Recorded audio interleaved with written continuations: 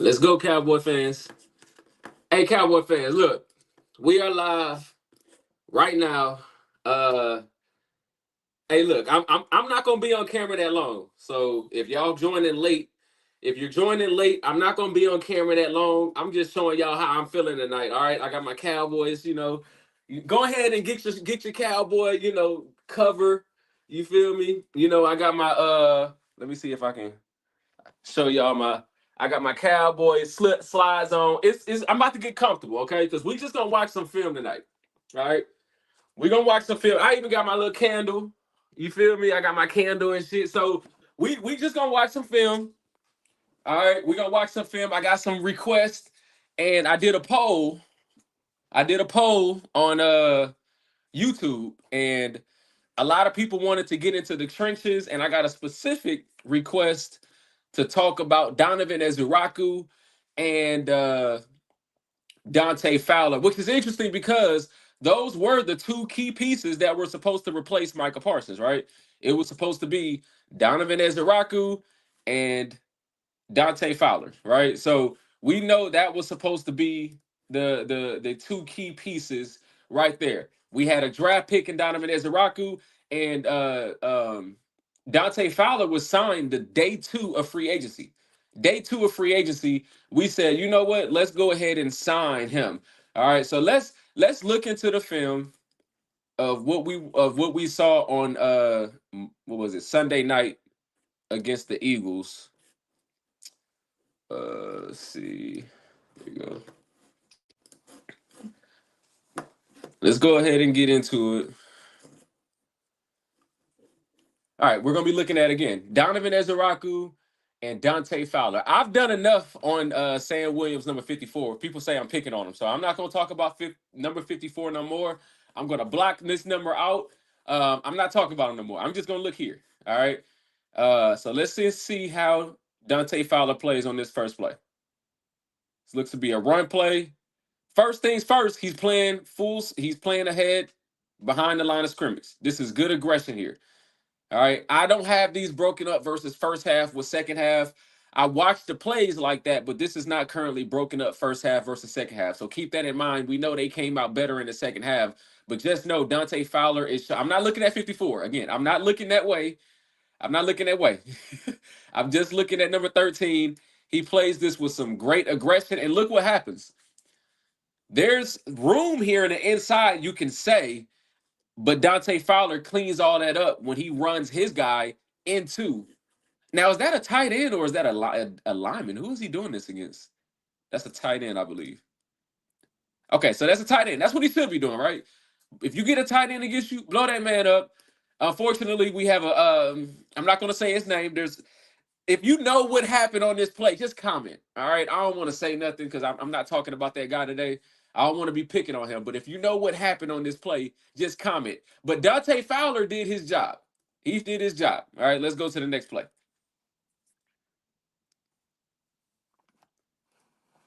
All right. We got Dante Fowler on the right again. Good penetration by Osa. Uh-oh. So you can see now, I defensive end, right? What they all anytime you're blitzing really on the outside, you're supposed to stay outside shoulder. And you can already see, based on that angle, you can already see he's not outside shoulder. You can already tell Dante Fowler is not outside shoulder of the threat. So based on that angle, you can see what's about to happen. Boom. And the reason why this is so concerning that the Cowboys were getting beat like this when it comes to like contain and things like that, these were the two stars of the team. Like Jalen Hurts and and Saquon are your stars. Like you would think that you would know how these dudes play. Jalen Hurts is not great against the zone. So you do zone 100% of the night, but yet you don't have a way for him to be able to stop him if he runs the ball. But you know to play zone because you know he struggles against it. But you don't think he's going to tuck the ball. It was kind of weird that they didn't have an adjustment for that. Really, the game was lost based on that. And then we have a play like this where we're overrunning Barry Sanders, essentially. You know you can't overrun Barry Sanders. You just can't do it. So one play good, One play not good from Dante. We got Donovan in here. Now Donovan is, I mean, come on, he's a Donovan, right? He's supposed to be elite, elite of the elite. Now, one thing I noticed watching the film over and over, because I keep doing the clips and watching the film over and over, the tight ends on the Philadelphia Eagles do not want to block. So anytime there was a tight end on us, we pretty much were winning that bout, except one guy, but I'm not going to say his number. I'm not going to say his name again. So Donovan Ezeiruaku, you can see he get ups the field. This is what we want from our D line. Last year, we didn't see all this. Look at Solomon and look at Donovan playing 2 yards deep. It makes it hard on the running back. Now, sometimes you can run right by him, but they're not doing that. They're making it hard. All right, we got Dante over here. This is a pass play.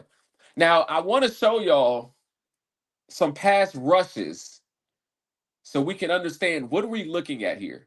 What are we looking for when it comes to our pass rushers versus the guys who do it at an elite level? All right. And what you will notice are a lot of similarities when it comes to the top pass rushers versus what our guys are doing.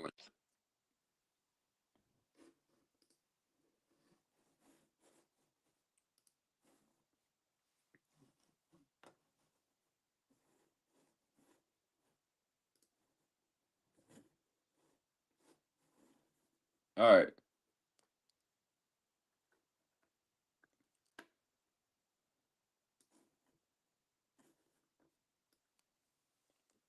So when you look at some of these other guys, let's just take Myles Garrett. Best defensive player. How do I mute this? There we go. Okay, let me just play it. So notice how Myles Garrett plays with his hands. I'm gonna just point out some things, and then we're gonna go back to our team against the Eagles and just show y'all the difference. Notice how he's always playing with his hands, right?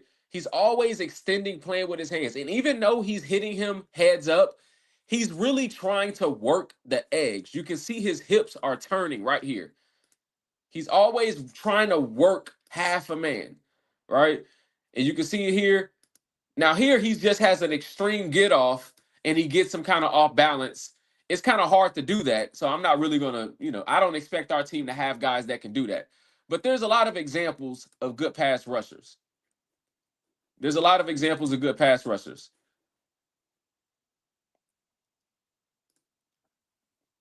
Here's another one. He's going again. You got him going against the edge. Again, he's always working half a man. Here's a TJ Watt. Look how he's his speed, right? He's working something. He's trying to get under the guy. When you look at when you go back and watch our defensive end in this last game, you maybe found two good pass rushes. Look at Crosby. Boom. Look at his hands, right? Like everything's so fast you have to watch it in slow motion. But Crosby is working his hands so well against this tackle. Boom. Right? Everything's fast. Everything's quick. They're working their hands. They're not just running dead into us, somebody. And if they do, the guy's already at the quarterback because they're running so fast. Right? So let's go back into our team. And this is what we're looking for. We're looking for some guys that know how to get on the edge. We need some guys that know how to get on the edge. All right. So let's go back to here's the first pass play.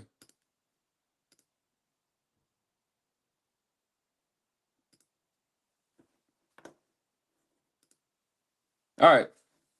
So notice the quarterback's all the way back here. So there's no reason for him to try to go inside or anything.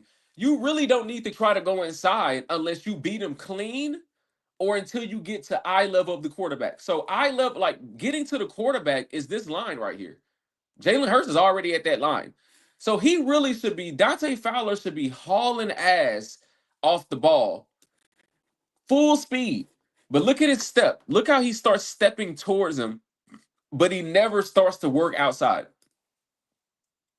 So he's just stuck right here. And he doesn't do anything. There's no hand movement. See, there's nothing, there's no extra hand movement. And yes, Jalen Hurts got this ball out kind of quick, but this is what you saw from Dante Fowler pretty much all night, just running dead into the guy. All right, we got Donovan here on the right. This is a pass play. This is a good example. And we knew what was the one thing we saw Donovan Ezeiruaku do in college very well. Some people said he did it the best out of anybody, right? It was rush the passer. And watch the difference. Notice how he gets off the ball. Notice how he's already on their line of scrimmage. And then once he recognizes it's a pass, boom. Notice how he's starting to knock his hands down and he's turning his hips. That's not what Dante Fowler was doing on that last play. Dante Fowler stayed square the entire time. He never tried to turn the corner. So if you were to say, of course, who's the more established pass rusher in the NFL is Dante Fowler. But just purely looking at this game, going against the elite tackles, we understand that the elite offensive line, Dante Fowler didn't necessarily show the pass rush ability that Donovan Ezeiruaku showed, even though Donovan Ezeiruaku struggled at times too. I think we already saw that play. He went against the tight end. Okay, here's Dante on the left. Okay, look. On this play, he actually tried to work a move. The issue was there's no hands. So let's see if Dante ever does anything with his hands. Remember those pass rushes we saw against the elite players? He tries to do something like he tries to stab inside and go out. But when you do that, you got to have some hands to come with it because Lane Johnson or whoever that's he's going against is going to try to shoot his hands right there. Dante Fowler doesn't have any hands. And these O linemen are good. Y'all call it holding. These plays are not holding. These are just O linemen who know how to work within the rules. It's not holding. But he's clearly just going to knock him off down because he's Dante Fowler's almost off balance anyway. And he's down. And the reason is he came off good. This was all good until he made contact and didn't use his hands. Gotta use your hands. Gotta use your hands.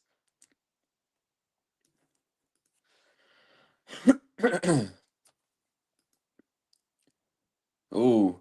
So you're gonna see Donovan down here. Let's see. It looks like he's gonna be trying to do the same thing. You notice they try to kind of take that jab step inside and then they're trying to work outside. He tries to spin, but he never gets the guy off balance. Notice how he tries to throw that left arm in there to knock him down, knock his hands off of him. But these are NFL tackles now. Donovan's a rookie. This used to work. That little jab right there used to work. No, he's got you right here. Whatever you're doing with this left arm has to be a lot more violent than what he's doing right now. And he kind of gets punished right here. Oh, Lord. I'm glad he didn't get hurt here. Glad he didn't get hurt here. And then he ends up losing contain. You know, this is what happened all game. If you're going to do a move like this, and again, this is where I say, like, was it coaching? Is it just player, like, not understanding who you're going against? This is not a move you do against Jalen Hurts. I don't give a damn if you're Micah Parsons. Because Micah Parsons can go inside, and of course, he's not going to get him because Jalen is going to see it and scramble. And Micah can catch up with them, though. But even Micah shouldn't do that because once he cracked contain, he broke contain. It's a win for them. All right. So you shouldn't even do this because you know he's going to see this.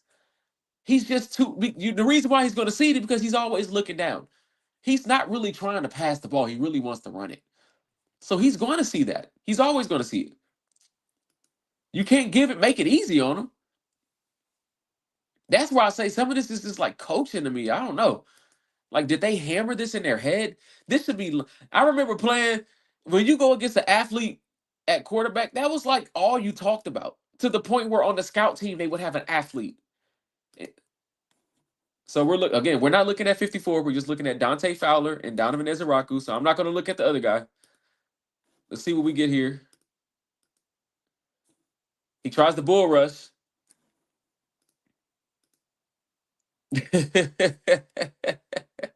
It ain't working, buddy. This ain't working. And the thing is, it's not like Dante Fowler's not familiar with this team. I would give the rookie an excuse. I would even give the other guy over here an excuse. I don't want to bully him today, since they say I'm bullying him. because he didn't play last year. But I'm not giving number 13 I'm not giving him an excuse because he played with Washington last year. Like, you should know you can't just run heads up with these guys. You can't do it. You got to have a move. You got to have a move. Again, he breaks contain. Don't understand that. All right. Looks like we have. Who is that? Is that Donovan or Dante? I think that's Donovan Ezeiruaku. Yeah. Going against a tight end. We may have saw this play earlier from a different angle, but this just shows you how he wins that match, and we need him to win that matchup. I don't care how many tight ends they put on you. You have to win that matchup. I said that in the preseason when I was showing the other guy that I can't say his name, and I showed him losing against tight ends. You can't lose against tight ends. You just can't do it. And he actually was losing against a tight end in this game too, but I can't say his name because they're going to say I'm bullying him. But that was a good play from Donovan Ezeiruaku. So far, if y'all been watching this whole time, Donovan Ezeiruaku has had probably one negative play that we've watched. Here he is on the right.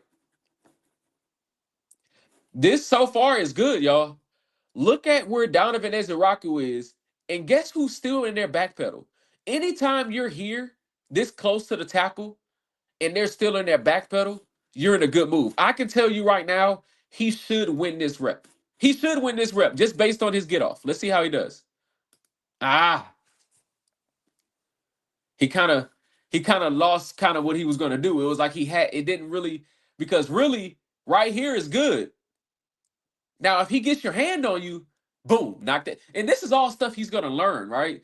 They're going to have guys like DeMarcus Ware and all those dudes, the Leon Les, whoever they got working with them. They're going to break this down just like we're doing. And they're going to say, hey, Donovan Ezeiruaku, you stick that left arm in there. He sticks his right. Now stick your left arm and knock it away, right? And now you're going inside, but you're eye level with the quarterback. So you can then knock it away.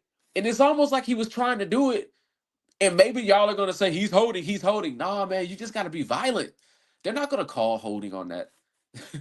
They're not gonna call holding on that. But he almost like one thing we can say here: Donovan Ezeiruaku has to get off on pass rush downs. He has to get off because he has them.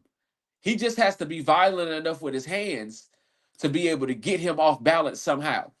And this is good recovery from a pretty good damn offensive tackle. But you see what happens when you have four guys rushing, when you have Nealon rushing, you have a guy blitzing over here. When everybody collapses the tackle, you get a sack. There's no rushing lanes. So he couldn't scramble anywhere because there was no rushing lanes. And that's what we got to see against the Giants. All right, it looks like we have Dante Fowler here, run play. They tried to trap him, I believe. They pull. Yep, see the puller coming here. Now, they coach you to come down and blow this up, right? Because if you get too wide, if you get too high, get too upfield, it leaves a big gap. And that's kind of what happened. But he's playing so fast that he still slows it down. Well, he doesn't make that play. Everybody else was playing so fast. So just imagine if everybody wasn't beating these blocks. Dante Fowler really messed up because he's really supposed to squeeze this and blow this blocker up and cause all this to blow up. But he's still playing fast. He still caused it to kind of slow down. We also got penetration here. We got penetration here. We got guys coming here, showing here. And they were just aggressive on this play. That's all it was. They were really just aggressive. But I'm just saying, they don't coax you to go upfield when on that kind of route, on that kind of play. Okay, we got Donovan down here to the left. Looks like he got a pass play. Ooh, ooh, again, y'all. I know this is in slow motion, but you can tell how fast somebody's getting off the ball just when I pause it. Look, he's still in his back pedal. This is exactly the look that he gave that I showed you on the other play. And remember, he stuck that left arm out, but he wasn't able to really do anything with it. It wasn't violent. He wasn't able to get his hands off or anything. Watch this one. Boom.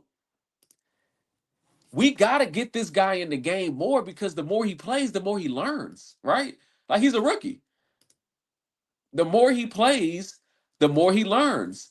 One thing for sure, his get off is getting faster and faster the more he's getting in the game. He definitely rushes that pass. Unfortunately, we got a freaking Kenneth Murray over here. Ugh. Ugh. I'm being nice today, though. I'm being nice. I'm being nice. How did this end up here? We're not looking at offense today. Oh, that was all I had. I thought I had more plays. Oh man, I thought I had more plays. Dang. Okay, that was all I had. Let's see what we got on the chat. Big said got game unrelated, but you bring up Pickens being lazy on blocks, and a lot of these YouTubers get in their feelings.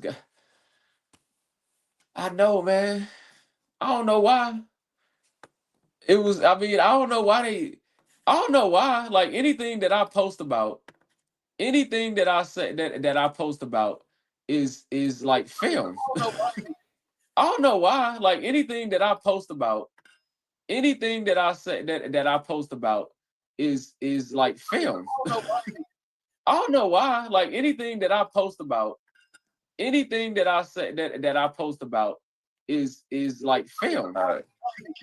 I don't know why. Like anything that I post about, anything that I say that I post. Okay. Like I don't be saying anything that's like that I post. Let's see. He's talking about like I don't anything that's like that I post. Let's see. He's talking about like I don't anything that's like that I post. Okay, I see what was happening. Sorry, y'all. I guess I may have been echoing. Like I don't anything that's like that I post. Okay, I see what was happening. Sorry, y'all. I guess I may have been echoing. Like I don't anything that's like that I post. Okay, I see what was happening. Sorry.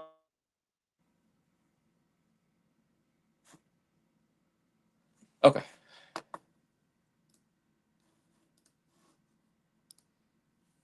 All right, we got. Hopefully, y'all can still hear me. Okay, let me know if there's any issues. David Bell, what's up? Go Cowboys! What's up, David Bell? Man, appreciate you joining. If y'all missed anything, we just watched a lot of Donovan Ezeiruaku, a lot of Dante Fowler's plays. Um, and one of the chats that came in was unrelated. It was about Pickens. And look, I don't be picking on nobody, not no pun intended, but these plays were trending everywhere. I wasn't the only one bringing up this. Like this was everywhere. But these are the little things we can't do.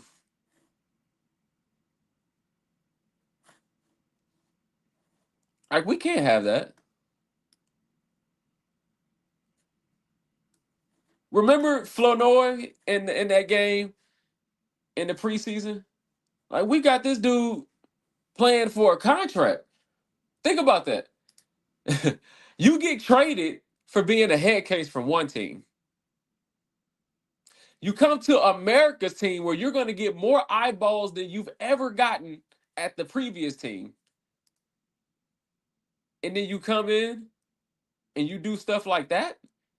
And there's so many apologists. Like there were so many people saying, "Oh, if he would have hit him on that first play, it would have been blocking the bag." Blah blah blah. Nah, man, you just have to be intentional and know who you're supposed to hit before the play, and go make the play. That's all it is. That's all I was saying. These dudes do be getting in their feelings though. I don't know what it is about us just being real about football. That's all it is. We just trying to be honest and try to go win some games, man. Um, I'm not talking about Sam Williams no more, so y'all don't have to worry about that. I'm not gonna say his name. I'm not gonna say his name at all. What we got? We forget Mr. Houston. Look, I wanna talk about James Houston more. He didn't play a whole lot though, so I didn't really want to waste any time bringing it up because he didn't really play a whole lot. But before the season, first week of training camp when they put pads on, I mean, look, that was a guy that was showing up. James Houston was showing up against our tackles in training camp, and then he started showing up in the games in preseason, and then he made the team. This was a guy that they had signed when like training camp started, pretty much like right before training camp started. They were not. This was a camp body. You know what I'm saying? So sure, they knew there were issues going on with Micah, but there was no way they thought James Houston was a replacement. No way. No way they thought that. So he's a guy that we want to see him play more, especially when we don't see our defensive ends playing the way they need to play. We see James Houston has that wiggle that Micah has, right? He has that wiggle, that bend, that get off. Donovan Ezeiruaku has that wiggle, that bend, that get off, right? I feel like, okay, tell me what y'all think about this.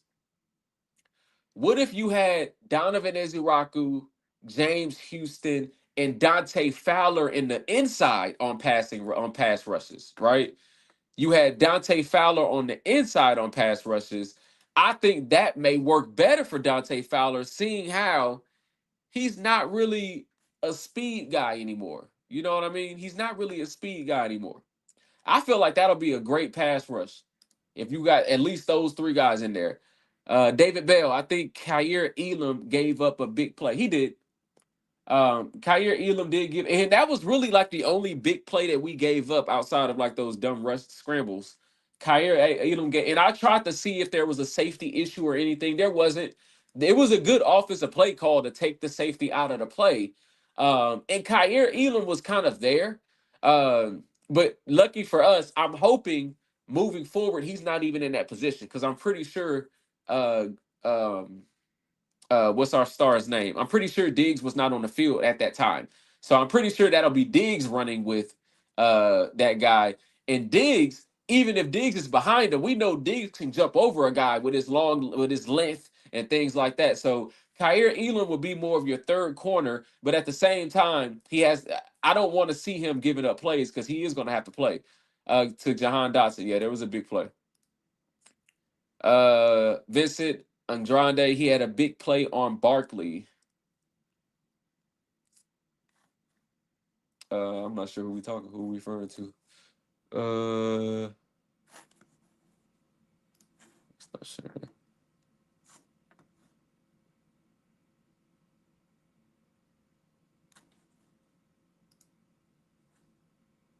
Oh, you talking about the play where he split the double team actually? Yes, yes. He split the double team. That was a good play on James Houston. He split the double team. Also, y'all, I showed y'all Malik Hooker. I don't know if y'all got a chance to look at the video I created on Malik Hooker today, and I showed his plays. Malik Hooker, man, Malik Hooker was playing, and these weren't like 20 yards down the field. These were like saving 10-yard plays. Like he was saving it from getting to 10, 15 yards. So he was a sure tackler. Malik Hooker really surprised me. I thought Malik Hooker played the Donovan Wilson role. You know what I mean? Like I thought for the last few years, Donovan Wilson was that physical come downhill. And I don't know if y'all noticed, Malik Hooker played that role a lot more than Donovan Wilson. So that was way different. I was not expecting to see Malik Hooker coming downhill like that. I was not. Yes, he got some fire, man. Look, I'm telling y'all this: if we run out there with a defensive line that says James Houston, Donovan Ezeiruaku, James Houston on the right end, Donovan Ezeiruaku on the left end, Dante Fowler at a tackle position, and then who we can run out there at the other tackle. We can still have Osa because Osa does give you that penetration, and he can still, just in case they try to run the ball. That's a good lineup. I think that's a good enough lineup. Now it's not Micah, but it's a good enough lineup. Nobody's going to get double teamed necessarily. So unless you're in the inside for the most part, so I think we can do something with that. I think we can do something with that. Um, what do y'all think about our linebackers? I know a lot of people have been talking about our linebackers and what y'all want to see with that. I dropped a video on Maurice Leafau today as well. Uh, Maurice Leafau, I feel like he should be playing.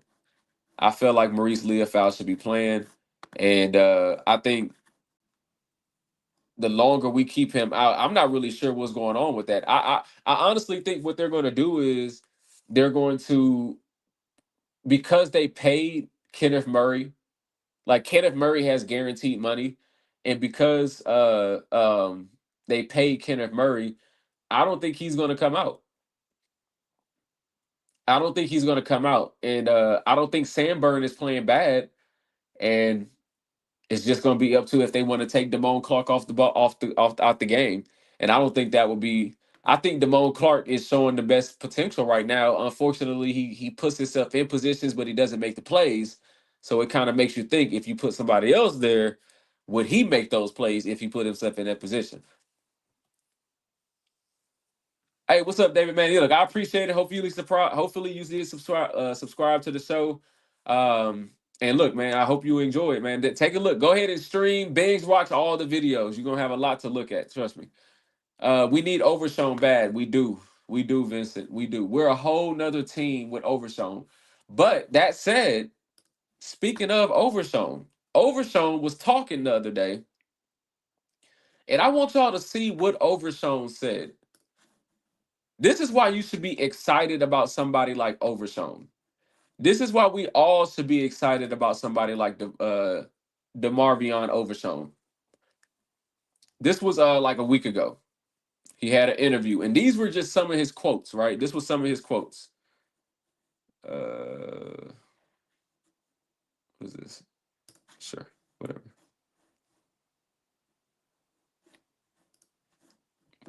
What is this?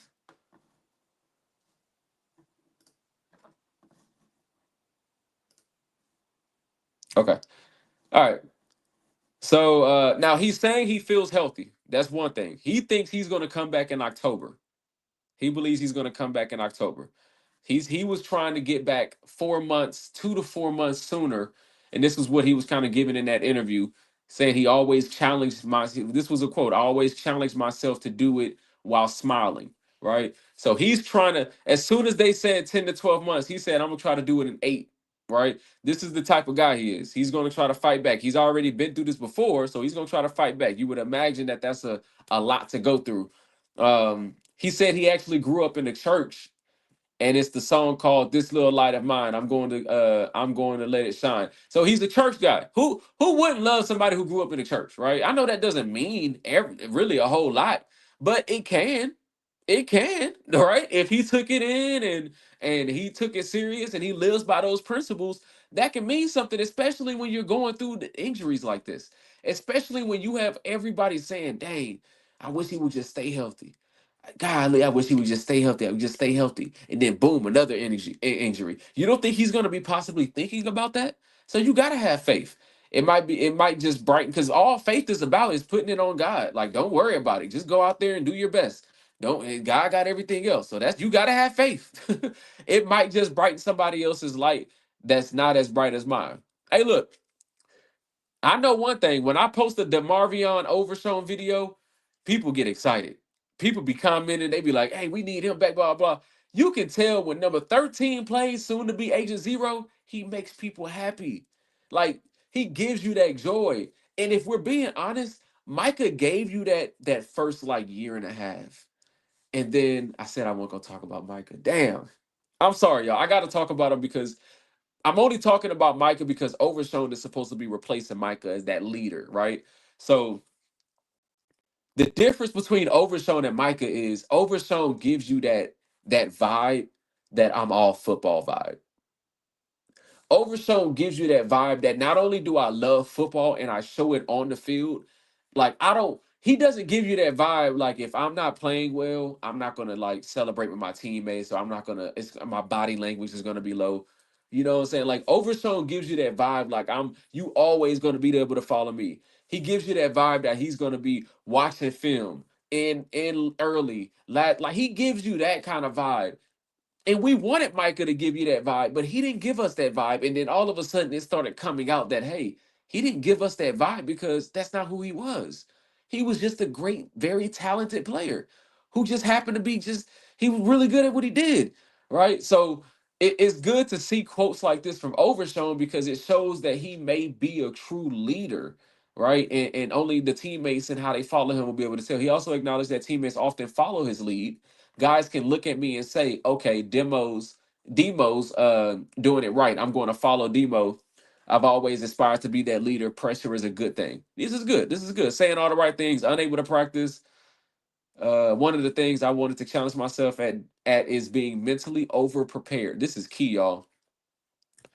I've done a lot of videos lately on linebackers and how important it is for them to be just as good as the D line. We put a lot of emphasis on D line replacing Micah, the D tackles, not blah blah blah. The linebackers are just as important. Mozzie could get blown up on a double team, and a linebacker can fly in his gap, in the correct gap that he's supposed to be in, and make that play. And nobody would care that Mozzie got blown up. That's how important your linebackers are. All right. So you gotta have elite linebacker play, a good linebacker play. You can't have bad linebacker play. So him saying, and remember, some of those highlights we look at from Overshown, you can see it. He's reading it and he's attacking real fast. And you know that when he's been injured, guess what he's on? All you can do is rehab and watch film. Or you can just not barely take your rehab seriously. You can just play Madden, get on a video game. You can just do a podcast and do all these other things. Or you can do what he's saying here. One of the things I wanted to challenge myself at is being mentally over prepared. Like to the point where he's so prepared where he knows what play is happening. Who does that sound like that play used to play for Baltimore Ravens? Any elite linebacker. There's a guy that plays for San Francisco right now. The team I hate freaking playing. I said it before the season. I said I'm not even worried about the Eagles. We can beat the Eagles. We can't beat the freaking 49ers. And you know why? Because they have a guy at middle linebacker that they know what the play is before you run it. So I love this about Overshown. I love this about Overshown because it shows that he's taking all this seriously, right? You can't convince people to be like, well, you can try to, but eventually they're going to go back to who they are if they don't want to do it. So he wants it. He praised Eberflus. This is good. He praised Eberflus' approach. It's like he puts you in a position to make the plays. Good. I don't know what the heck happened with containing the quarterback, though. Hey, come on, Overshown. Don't bullshit us now. Pardon my French. Because y'all sure wasn't stopping that dang quarterback run, and he could have, and he really sealed the game on the quarterback scramble. I hate when people say, "Well, look at the second half." Did y'all not see how they sealed the game? He took off and scrambled. That's how they sealed it. So they didn't solve shit. And it's like he puts you in a position to make the plays. Okay, he also confirmed fans will see him blitzing more. There's been a lot of people saying, "Do you think Overshown will play edge more?" Look, y'all. First of all, let's just keep him at linebacker. He can blitz though, but let's not try to make the guy a defensive end. All right, let's not do that. We already did that to one guy. I said this before, and I made a video. I'm telling y'all, just watch my videos and just binge watch them when you're on a plane one day or on vacation or something. I said it before. If Micah Parsons would have said, "Hey," after his rookie year, "Hey y'all, I'm good at rushing the quarterback, but I don't want to be a full-time defensive end. It's kind of hard on me. I want to be back at linebacker." He would still be a Cowboy today. They would have overpaid him at linebacker because the linebacker position doesn't, the inside linebacker position, the money doesn't go up that much. Fred Warner has been the highest paid inside linebacker for years, for two contracts. And it ain't because it's going up that much, it's just because the position just doesn't value that position like they do defensive ends and receivers and quarterbacks and all that. So let's not try to take another elite linebacker and put him at defensive end. Then we ain't gonna have no damn linebackers, all right? Let's let Overshown be the aggressive middle linebacker, read and react type, hit everything that fucking moves type guy. But let's not put him at defensive end. We need to find other defensive ends. You might see me spin down on the line sometimes, spin back off the ball. I would definitely say you'll see me rush the passer a lot. I'm cool with that. The issue became with Micah is he said, I just want to do defensive end. And I tried to show y'all why he would do that and why his agent would want him to do that starting his second year. Why would they make that decision? It's because it's a money play. The position gets paid like two, three times more than linebackers, inside linebackers. So it was good for Micah to do it, but his body's wearing down because he's not supposed to be a defensive end. And unfortunately, it didn't really look like for the last 2, 3 years that Micah got better with the Cowboys. That's just personally. Now it looks like with the Packers, he has a new mindset, and I wish all the best for him, unless he plays us. But I was all for it. Overshown addressed the shock of losing Micah Parsons in a blockbuster trade. You can't replace a brother or a friend that you interact with every day. He said still he emphasized the locker room is focused on moving forward. He highlighted the arrival of Kenny Clark sharing the veterans' first text, "Let's win this shit." Hey, that's the first time I heard that. The first text Kenny Clark said was "Let's win this shit." What is he talking about? I know Kenny Clark ain't going there talking about let's go win the game against the Eagles or let's go win a game. No, he's talking about let's go win the Super Bowl. He's texting this, I guess, to maybe a group. I doubt that he was texting it to one guy, especially a dude that's not playing. But maybe he was. Maybe that I don't know. But I'm sure that was like a group text. While acknowledging Parsons' generational talent, Overshown pushed back on doubts about the defense. You can't replace Micah.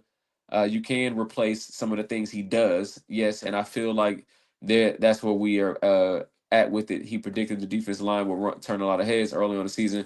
So yeah, and this was before the season, I believe. And yeah, we are turning heads, right? Overstone is clear about what he wants his group to represent. I want it to be known as the most violent linebacker corps in the NFL. We all want y'all to be like that. Now talk to your boy number 59, okay? He played a little better in the second half, but it was predictable offense in the second half. The Eagles weren't running anything crazy. If anything, you could say that they were saving some of their plays. I want to be known as the most violent linebacker course. We want that too. Put Maurice in there. Once we're on that field, it's straight maniac mood.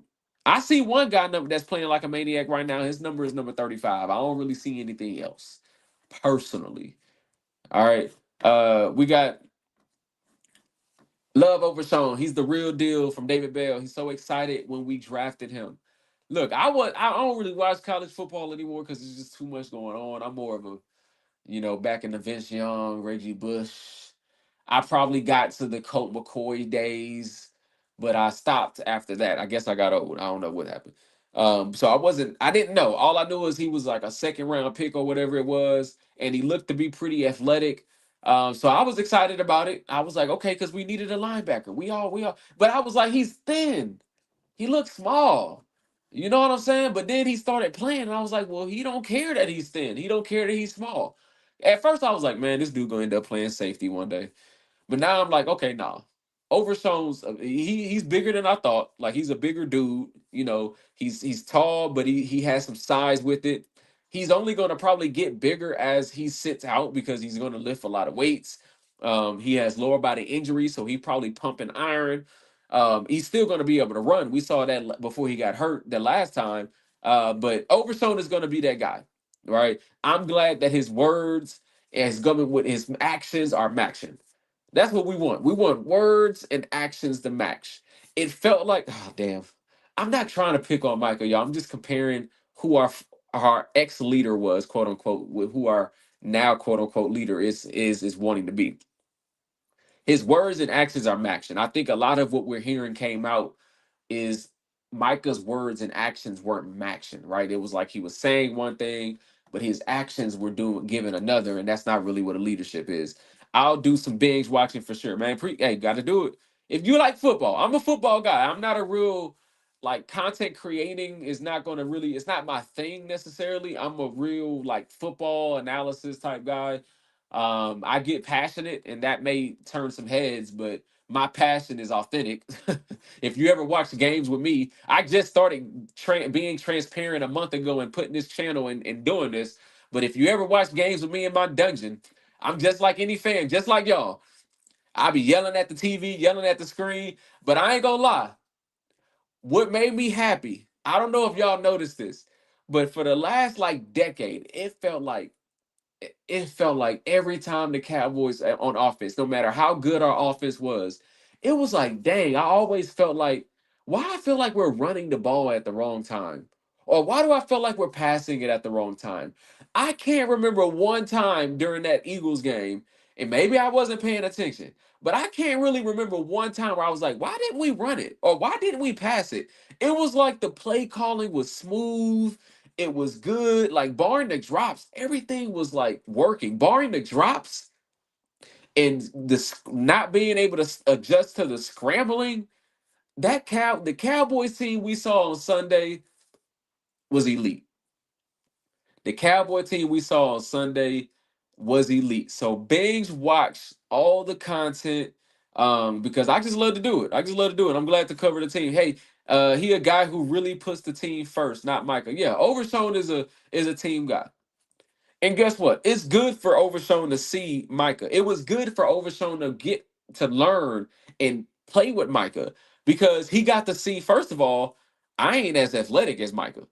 He got to see that, right? He got to see that. He also got to see, here's some things that I'm pretty sure some of the guys may not like. I respect Micah. I think everybody respects Micah. But here's some things I think may rub people the wrong way. And here's some things that I think I'm going to do better once I'm able to step into that leadership role. I think that's the beauty of having Overshown and being a young player is he sat behind Micah as a younger player, as a lesser player, but he's able to learn and get what he can from that whole situation, which is, you know what? Micah was his own leader in his own way. But I feel like I may be able to be a better leader in my own way based on what I've learned from this situation. So we're only going to get the best out of Overshown going forward. We're only going to get the best out of him. Michael Overshown put on some muscle after the first season. Definitely team first mentality. Yeah, he's building, right? He got big, man.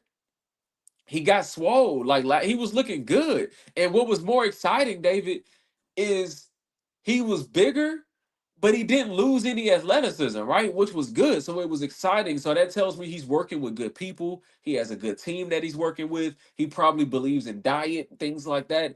All that is exciting. Like I that's one thing I can see. Like I can see Overshown believing in a diet.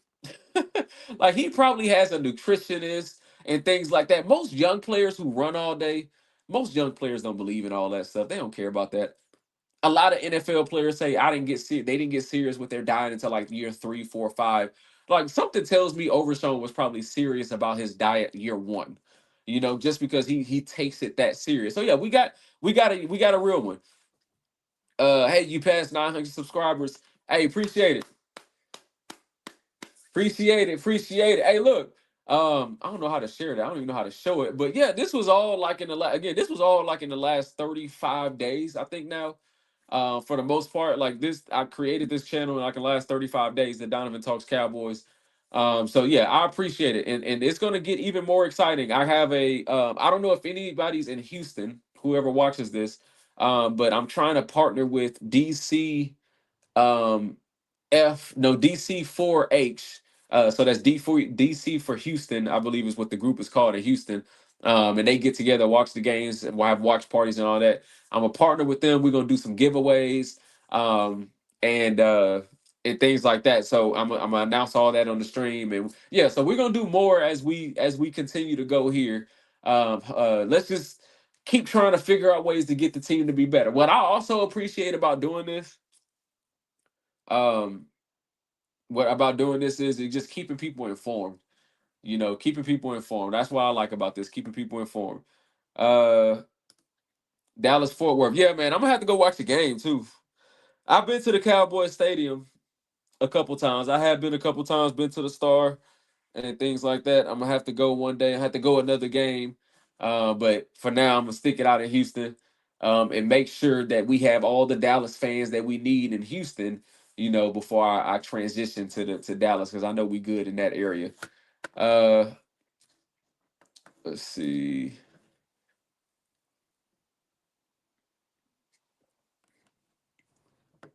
We got to make sure we trust the process. I had took some notes here, and my overall analysis from watching the film, and again, making all those videos and stuff, you just end up watching a lot of film and you watch it over and over and over. So I got a good feel about how we played in that Eagles game, and we played about as good as y'all say y'all think we played, as good as we looked live. Like you don't have to watch it over and over to see we played really damn good. But at the same, and if we play as good as we did, we should be able to beat the Giants. I would agree with that. But we shouldn't take them lightly. Here's what I would say: we need to trust the process. All right. And what does that mean? We have a great quarterback. That's what you need. Right. The teams that win Super Bowls, the teams that make it deep in the playoffs, they all have good quarterbacks. Right. They all have great quarterbacks. I don't know if anybody who's watching this stream thinks that Dak Prescott is. I don't know where all this new Dak Prescott love is coming from just because he played one really, really big game on Thursday night football for the first game of the year. But Dak Prescott has been a great quarterback since he's been in the league. Like everybody gets all hype when a rookie comes in and does something like a CJ Stroud or um, the guy in Washington, CJ the Daniel dude.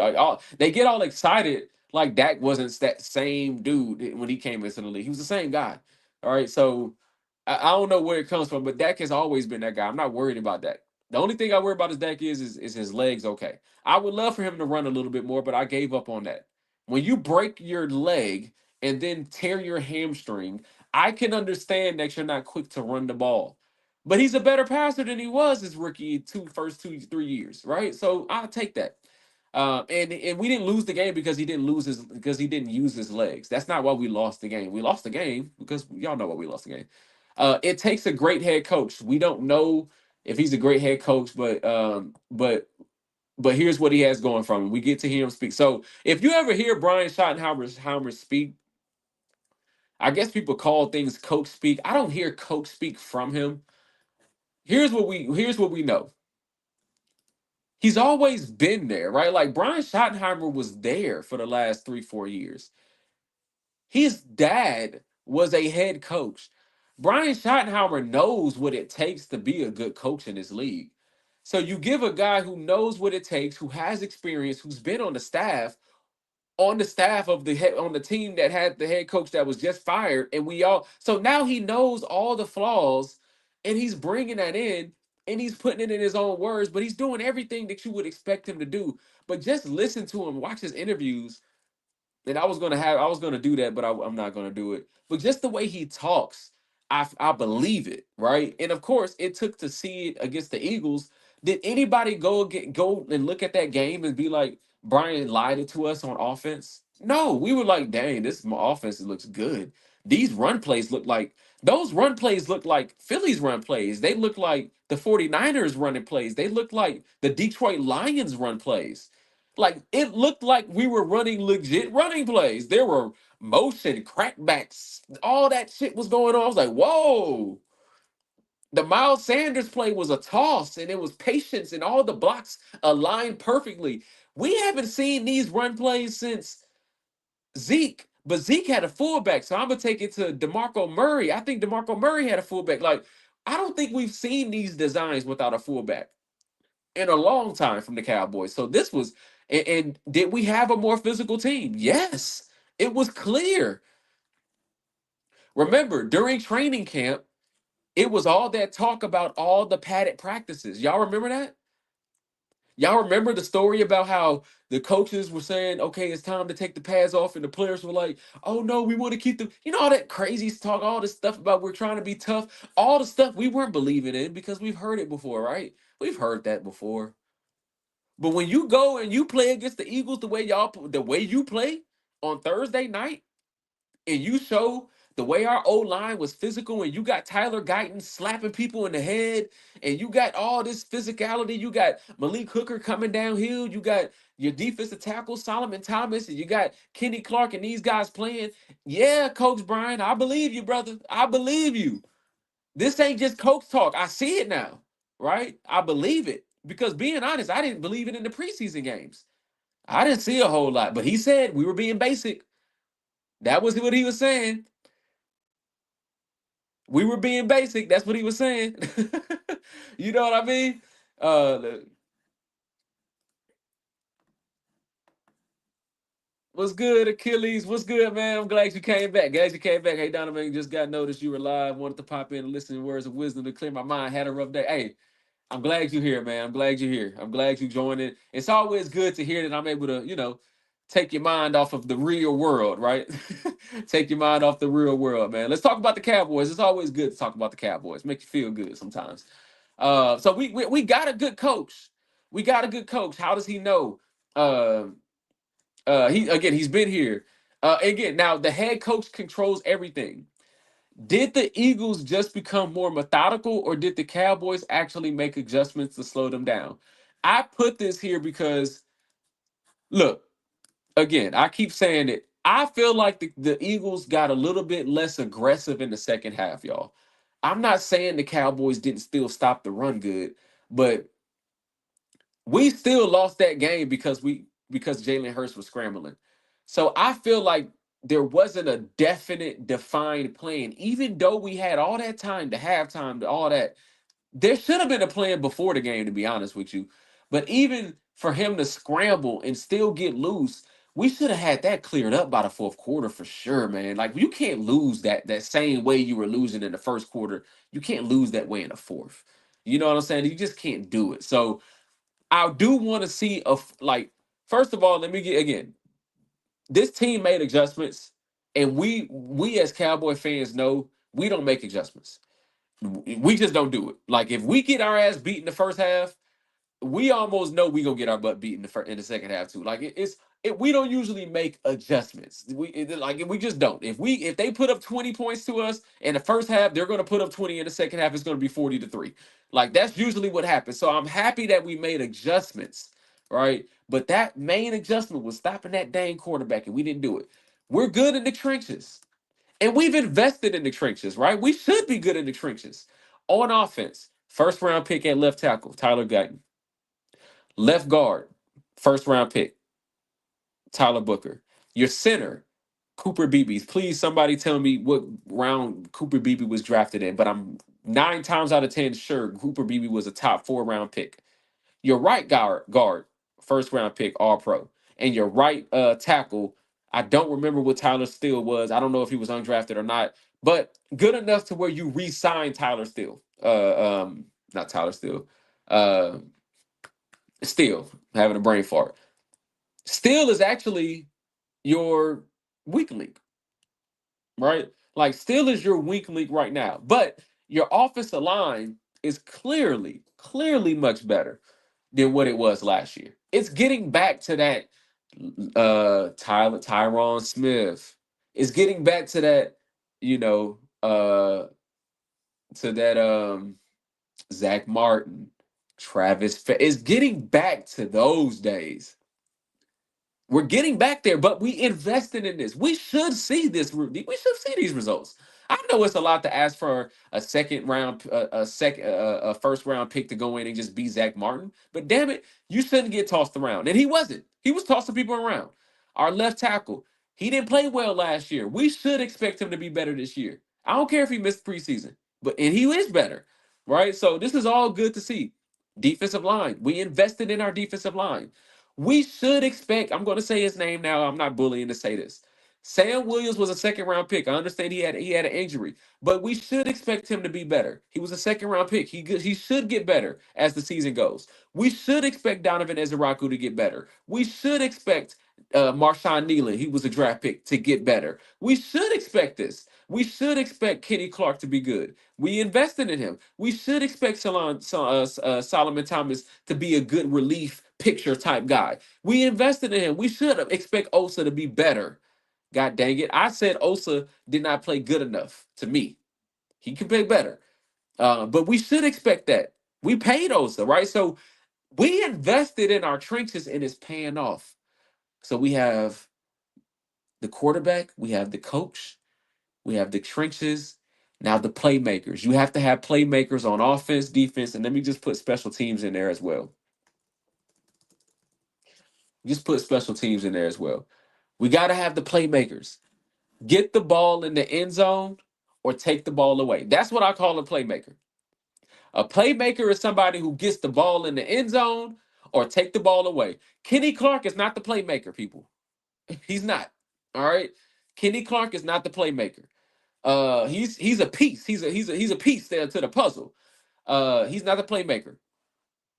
Dak Prescott is a playmaker. CeeDee Lamb is a playmaker. Pickens is a playmaker. Turpin, Ferguson, these are all supposed to be playmakers. CD, we gotta have you play, baby. Ferguson, you gotta be that playmaker, especially when we paid you after not having no touchdowns last year. You gotta be a playmaker. Defense, we have playmakers now that they're healthy. This is why I never panicked, y'all. Once we knew our team was coming back healthy, I never worried about what happened last year. I throw last year out the window. Last year doesn't count to me because everybody was hurt. They're all talking about, well, you started bad. Who cares? We could have started bad and ended up in the playoffs and won a Super Bowl. We don't know. But we're healthy now. And so far through one game, they didn't have to make any plays on the ball for us to know, okay, at least we know Bland and Diggs are good enough to where, okay, they getting back to it. They getting back to it. They gonna have some chances against the Giants because we gonna get on the Giants' ass and we gonna get some chances here. But we need Bland and Diggs because if we don't have Bland and Diggs as playmakers, guys, Overshown is like November, October, November, December. Like, give them a chance, right? Who's our playmaker if Bland and Diggs aren't it? Who's the guy that can take the ball away? It has to be Bland or Diggs because Donovan Ezeiruaku is too young. We want him to be the playmaker by like what, end of year, second year. So we need that, all right? We need the Bland and Diggs. Bland and Diggs are making big dollars. Diggs is going to want some big money next year. He's going to want some teams to pay him guaranteed money. And he's going to be able to control that number if he goes this season and was able to be locked down Diggs again. Think about that. Diggs is not an old guy. Diggs is still a young player. Let's not think because Diggs may have to get out of here that he's like old or something. Nah, he just had unluck with injury and good, and we got really good luck with Bland coming in as a fifth round pick and being that guy. Think about a fifth round pick coming in, 5 interceptions. He wasn't even supposed to play. 5 interceptions. Then doubles that interception total the next year and gets 5 touchdowns. Like, yeah, we can't play both of you though. But we need y'all since we got you this year. Can we get elite play? Let's get elite play from Bland and Diggs. And we got a third corner who's supposed to be pretty good as far as out of college. Let's see what he does now that he's with a new team in Elam. And then special teams, of course, we have Turpin, right? We already know. We need Turpin to be Turpin. We need Turpin to be Turpin. Sometimes Turpin don't see the holes very well. I showed a play today where Turpin ran outside, and I was like, Turpin, man, you gotta go. He ran inside, and I'm like, Turpin, why don't you run outside? You're an outside runner, man. You're an outside runner. You're a speed guy. You can tell somebody was coaching him up to say, don't do it. Believe in your blocking. Do this, blue. Nah, man. Believe in your feet. Believe in them feet. That's what I want to see. Believe in them feet. Here's the play that I'm referring to. Appreciate it. We're gonna win a game next week. Hearing all the excuses about AJ There were Brown and just so Swift many being missed down. opportunities. I'm not gonna lie, y'all. I said this when getting ready for the game. That's not an advantage for them. When we're healthy, which we knew we were going to be healthy. Sorry, I can't share it. Okay, I don't know what's going on. When I share, I start hearing my audio twice, so I don't know what's going on with that. So don't worry about it. Just go watch it. Uh, David Bell, Achilles saying just popped up on my channel, guys. Really good at analysis. Appreciate it. Appreciate y'all, man. Appreciate y'all. Hey, y'all need to go make sure y'all be commenting on my videos, man, on my shorts, because they be killing me. They be killing me, man. They be like, this guy, I be like, hey, why don't our linebackers I be like, why do our linebackers just stare at receivers who run in front of them within 5 yards? Like, why don't we do anything? Why don't we touch them? Why don't we kick them, scratch them, bump them? All right. I'm like, am I missing something? And they're like, no, Donovan, you don't even know the rules and blah, blah, blah, blah. I literally had to make a video and show the rules to these people because I was getting so much hate. Like, it's crazy. Cooper Beebe, third round pick. So we got 3 first-round picks and a third-round pick. We're supposed to see this. We're supposed to see a Philadelphia Eagles type offensive line. We're supposed to see a San Francisco. Hey, I don't know if y'all saw Trent Williams. How is this man 40 years old and still moving like that? Now y'all see why everybody always said Trent Williams was better than Tyron Smith, right?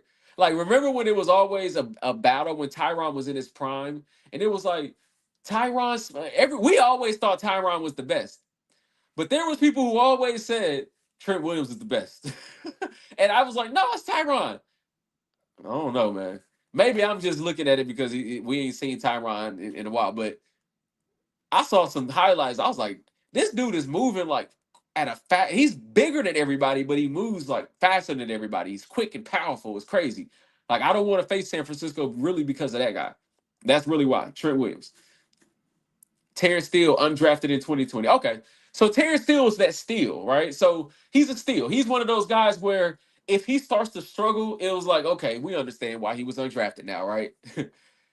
And guess what? Nate Thomas is who we could always throw in there. We didn't pay Terrence Steele so much money to where we can't put Nate Thomas in the game. Nate Thomas was a draft pick, right? Let me look him up again. Nate Thomas. So Nate Thomas was 7th-round draft pick. He wasn't drafted that high. So Nate Thomas and Terrence Steele are kind of the same guy, except Terrence Steele has making a little bit more dollars. He making a little bit more money. But if y'all remember, Nate Thomas was starting pretty much the whole preseason because Tyler Guyton was hurt, right? And last time I checked, Nate Thomas was looking pretty good. There were some good reports coming out about Nate Thomas. So keep an eye on Terrence Steele. If he continues to not be a strength and more of a weak point, Nate Thomas may have to be that guy. I know some other people are saying that too, but just keep an eye on that. We may need to play Nate Thomas a little bit more. Because if we could have a strength, and what do y'all think about the Eagles making all these moves? Like, what do y'all think about the Eagles making all these moves?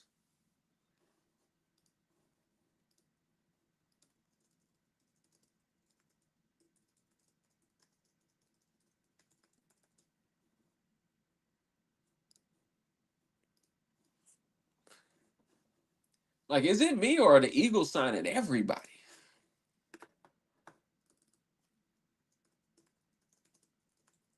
Y'all think they doing that because little old Cowboys?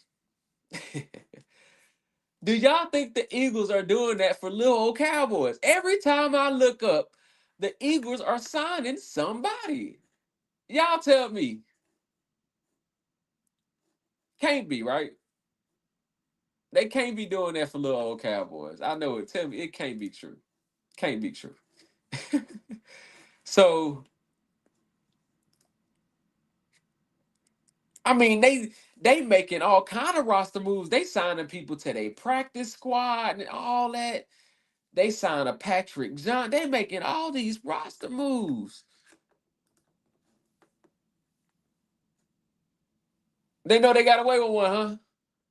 I mean, Zadarius Smith. I wonder why they would sign a pass rusher after facing them boys, huh?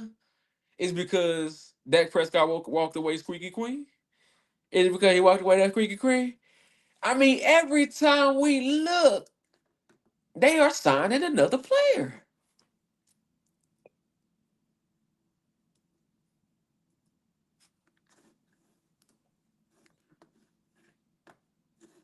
I mean, should we be concerned? Y'all tell me, should we be concerned that they signing all these players?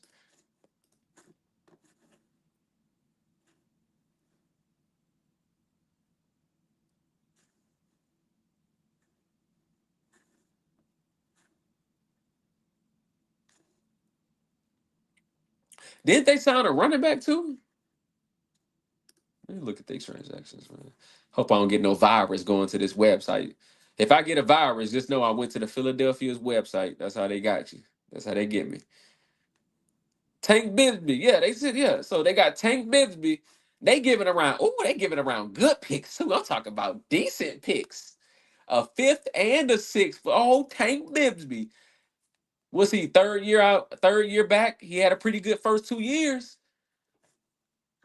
The Jaguars got some running backs already. You know what I'm saying? They got a lot of talent. They ain't really need Tank. They got a couple draft picks. What the Eagles doing though? Hey Philly, man, what y'all doing over there, man? I thought y'all had this division locked up. What y'all? I was saying, what y'all doing over there? Hey Cowboys, man. Here's what I say, and the reason why I'm saying this in all seriousness, the Cowboys have what we believe is a weakness at linebacker. I think a lot of people have said that. I've heard people like Brian Broaddus say we should wait to like not wait, we should, but he's saying he can see this team wait until like week 4 before we make a move. it like outside of the team move, like not Leah Foul, but what if Leah Foul goes in and doesn't do good? What if Shamar James goes in and do? I'm like this, man. This team won a Super Bowl last year. Philadelphia Eagles has been a team that everybody says we should run our team like, right? I'm gonna go ahead and agree with that right now. These guys are making moves. Cowboys, Jerry Jones, we got all these dollars. Hey, man. Hey, look, I ain't got the time to be looking up all the available linebackers and stuff. I started to do it today, and my head started hurting. Even AI couldn't help me. I was like, man, I'm not doing this. I'm not a scout. I'm not looking up all the available linebackers and all that crap. But the Cowboys is $1 billion, as Stephen A would say, conglomerate. They got the money. Hey, spend the money, Jerry. If we need a linebacker, don't you damn wait till week 4, week 5. Do that now. Because look at all these players. Y'all mean to tell me, I don't know what the heck Zadarius Smith can do. I don't know. Maybe he's Dante Fowler. I don't know. But if this guy comes out and he can play, I'm going to be hella mad. Because we got money now. This is a rental. They not signing him for 5 years. He's a rental. Now, we are deep at the defensive end position, but all I'm saying is this dude was signed after the season started.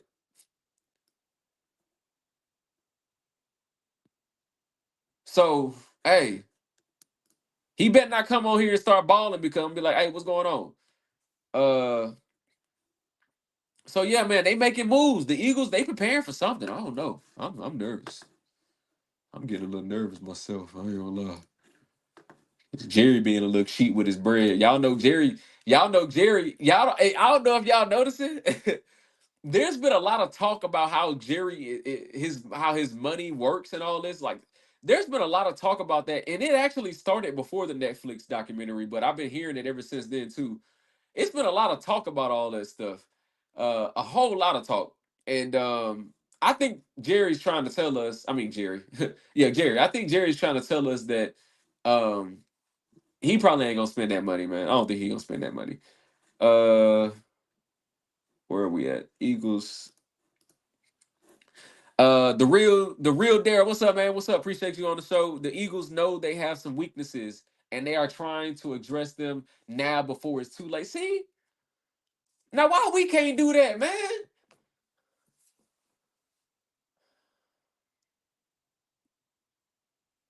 Like, man, I just want to know why we can't do that. Like, why do we have? Look, I get it. We signed Kenneth Murray. We paid him decent money. He signed. I don't know why they did it, but they did it. Uh, Sandburn looks like a decent signing to me. I feel like I would have been okay with Sandburn. And I ain't gonna lie, Kenneth Murray played a little bit better. He showed that he has the ability to come uphill.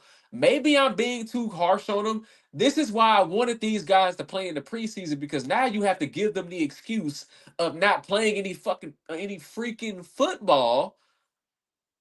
And now you have to say maybe they were just knocking off rust, give them a few games, and now you have to give them till week 4 because they didn't play no football. And now by week 4, we ain't gonna have no options. I, I don't even know what the Eagles are doing. The Eagles got 27 running backs. God damn. Shit pissing me off. It's like they signed every damn body. They got 28 running backs and 23 receivers, and they don't even throw the ball. Jalen Hurts throws the ball 19 times a game or something. They keep signing every damn body. They doing it to keep them away from Dallas. I'm telling you, that's why they doing it. They keeping them away from Dallas. Achilles, Eagles signing people because injuries keep piling up and everybody who was on their roster left to other teams. Man, maybe I'm not up to date on their injuries, but I know one thing. I thought they already had 2, 3 pretty good running backs. I mean, dang, how many do you need? Now, maybe he's a kick returner. Maybe they needed a special teams player because special teams is going to be a big deal. Maybe that's what they needed him for. I don't know. But I do feel like they signed him. Well, did they just sign the receiver that's supposed to be a small dude that's quick and fast? I mean,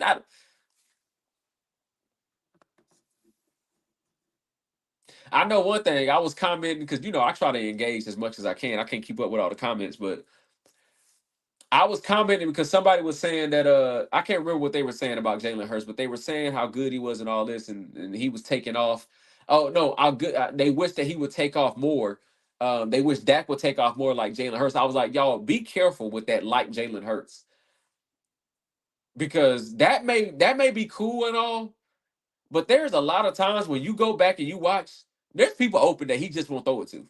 And y'all don't think that comes into play with those receivers? Y'all really think Devontae Smith and AJ Brown enjoy running all those yards and not getting targets? Like, no, they only enjoying it while they're winning. But as soon as losing starts, that's when the frustration and the reading of the books and all that starts. Be careful on what you wish for, all right? Dak, I wish would run the ball at least 2 or 3 times a game. I want him to scramble 2 to 3 times a game. 2 to 3 times, because I feel like there's always 2 to 3 scrambles a game. There's always 2 to 3. But I don't want him scrambling 20 times a game like Jalen Hurts, all right? Throw the damn ball, okay? Trying to get back to the Super Bowl, you fools. Right, tell him, David. We trying to get back to the bowl, man. That's why we gonna talk about the players that need to get talked about, good and the bad. All right. If Pickens ain't blocking, damn it, block. Sorry. Everybody's like, well, did you see the block that he did and he stood over him? I was like, yeah, I saw that. You know why I saw it? Because he stood over him and almost got a damn penalty. Now how stupid y'all would have looked then. The Eagles had one too many bottle parties in the streets, man. Damn Eagles.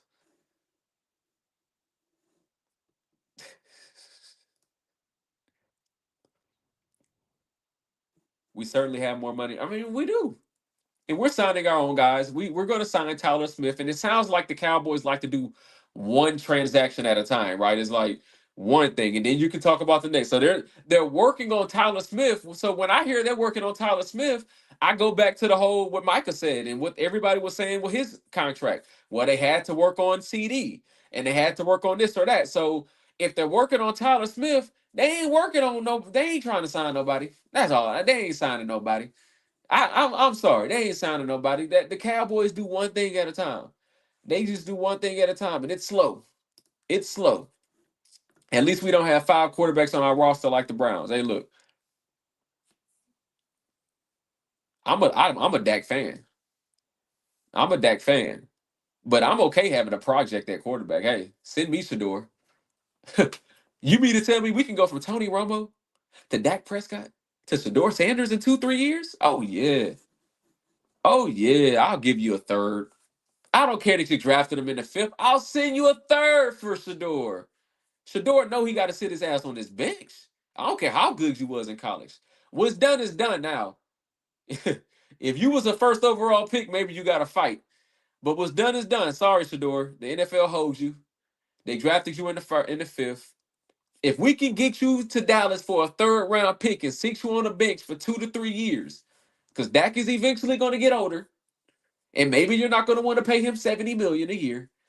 And we can go from Tony to Dak to Shador. Cowboys are in good. Hey, look, my friend is a Chicago Bear fan. He's sick right now because he already has lost faith in Caleb Williams. Think about how many quarterbacks they've been through. They've never. He said it's a quarterback curse. They've never had a good quarterback in Chicago. He's already given up on Caleb.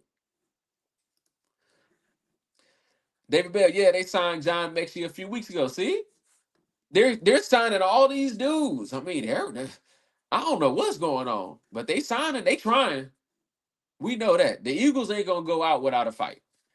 The Eagles ain't gonna go out without a fight, right? They came in, they was focused enough to be able to win that game without their star player. Think about that. Would we have been able to win a game if we would have came into the season having Micah on our team, and then Micah spits on somebody and he's kicked out? Do we win that game? But we ain't even win right now. But I'm just saying. Achilles, I don't know about Shador. Look, Achilles, you a Cowboy. You a Dak fan, ain't you? I'm a Dak fan too. I like it. I like it. Shoot away that Cowboy controversy. Shoot away that controversy. I'm with you, man. Dak for life. Dak for life. I don't know about Shador, but should we sign Shiloh? He's a vet. Look. I'm gonna put it like this: Malik Hooker. What I saw from Malik Hooker is way better than what a Shiloh can give you. I don't see the point of wasting time with Shiloh because what does Shiloh give you different than Donovan Wilson and Malik Hooker? I'm with you if you got something different from those two players. But if you're saying sign Shiloh to a practice squad, I haven't watched film of Shiloh. So right now, only reason I'm even entertaining this is because you said Shiloh Sanders. I don't know how good Shiloh Sanders is, man. I'm not even gonna lie to you. I'm not even gonna cap. I'm not even gonna sit up here and say I know. What I do know is when I did watch Colorado play. This is what caught my eye. Shiloh is a hard hitter, but he's also a guy who can miss tackles. That was what I could say. I didn't see elite speed, but I don't know how good he is in coverage, but I didn't see elite speed. I can say that. But I also saw that he was a hard hitter, but not necessarily a great tackler.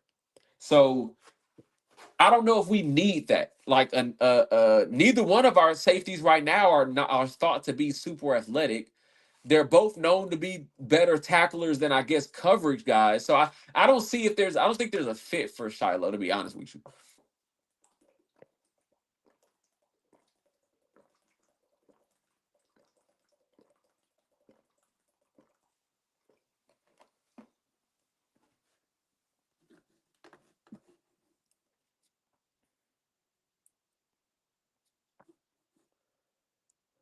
Yeah, man, the Eagles are signing everybody, man. They making all kind of moves. I think we scared them a little bit. If you were to ask me, I think we scared them a bit. I think we scared those Eagles just a little bit. Uh,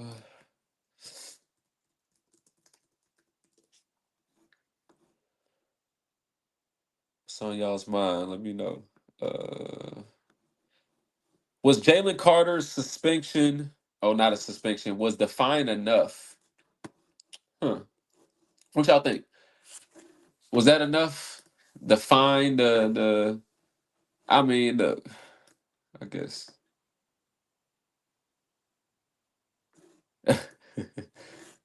I think what screwed over the Eagles was that hot squad from Jalen. Yeah,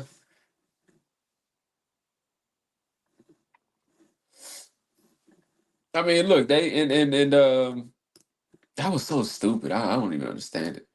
It was one of those things where it was like, did this just happen? Like, how did this even happen? So they fined him a lot of money, I guess, and that is a lot of money, like I think 50, 60, $70,000. I mean, eh, he already missed the game, so I was happy that they didn't suspend him games. I heard some people being dramatic, like he should be suspended multiple games. I don't think so. I wasn't. I don't know. I'm not with all that. Let's see how the picks are predicted. Let's see what they're predicting. I know we better be picked to win. I know that much. Look how they doing my boy CD, man. Why they?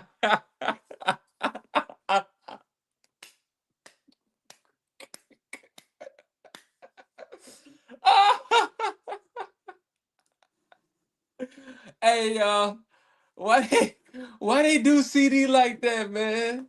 Why they had that as the thumbnail though? Like, look at his eyes, bro. I got man. See, they had that boy CD coming in on his off day catching footballs, man. Y'all mean to tell me CD ain't got a jug machine at his house? He had to come sign into the office on his off day just so we could catch him on camera? I mean, is he really in his head that much where he had to show the world that he was catching footballs on his off day? CD, man, we know you got a ball machine at your house. Who doesn't if you're a receiver at your level? Like, that's the first purchase a receiver will get and they sign that check. maybe not the first purchase, but you sign that second check, ball machine at my house. I'm not going to work every day. I'm working from home. Like, what are you saying? All right, let me get back to what this was. The Cowboys are a 4.5 favorite. And we're at home, right? They usually give us 3 points at home.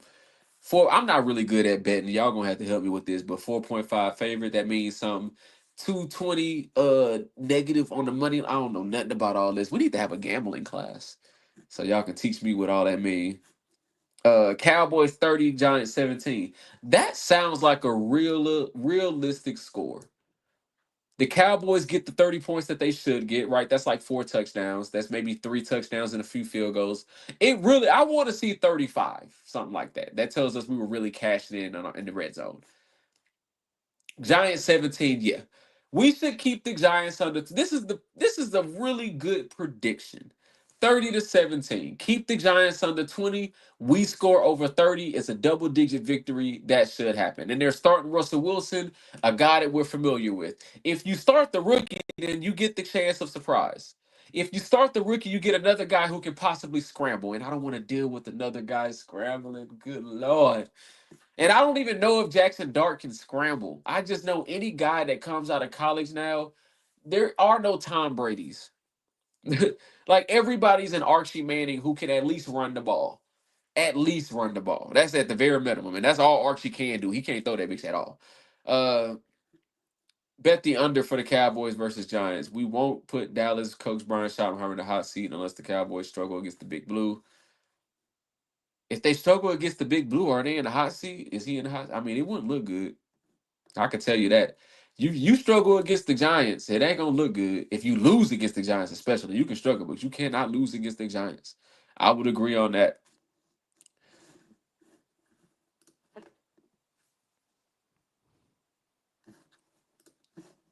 Uh,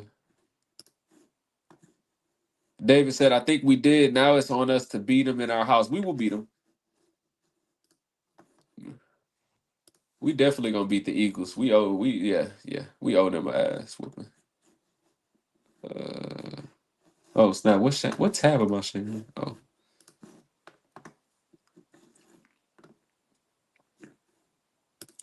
let's look at the big picture storylines on Dallas Cowboys website. Say what you want about CD, but that Diddy oil is notorious. Hey, what the? Now how did he get into this, man? Free Diddy, man. Free free P Diddy. How Free Diddy get that slug, man? P Diddy ain't been in the news in a couple months, man, and he get that slug. How we connecting P Diddy with CD? CD, man, you got to get back on track, man. You got to get back on track, man. We can't have you in the same name as P. Diddy in the same sentence, man. Come on, man. This is a better picture for you. That last picture with you looking in the sky with the ball in between your hands, that ain't a good look. This is a better picture for you. But even then, I feel like they gave Malik Neighbors a better picture, man. I don't like this. They doing CD wrong. This our own website, man. They ain't gonna do us like this. All right, rough start. The Giants are 0-1 after a 21-6 loss. Hey, they only gave up 21 points. I don't know if y'all noticed. Do I need to pull up the stats? Let me pull up the stats. Uh Washington kind of struggled against the Giants. Like they quarterback that dude wasn't flinging that football all over the Giants. I don't know if y'all noticed that though. I don't know if y'all noticed that though. Let me go ahead and switch gears real quick. I know I'm flipping everywhere, but I was looking at that earlier. I was like, how did the Giants in the Washington team play? And I was looking at the stats. I was like, hold on. They won by 2 scores, but it wasn't like they dominated the game though. It was y'all tell me, did they just take their foot off the gas? Because Washington did struggle. The Giants just don't have no offense. They ain't got no offense. They ain't got no quarterback. They ain't got nothing. They just they look horrible. But think about that. Your quarterback goes 17 for 37. For you to go 17 for 37, I imagine the time of possession was heavily on their side. Let's see. It was even. Y'all, New York Giants defense must have been busting heads because Jaden Daniels was only 19 for 30. His rating was 98, but his QBR was 55.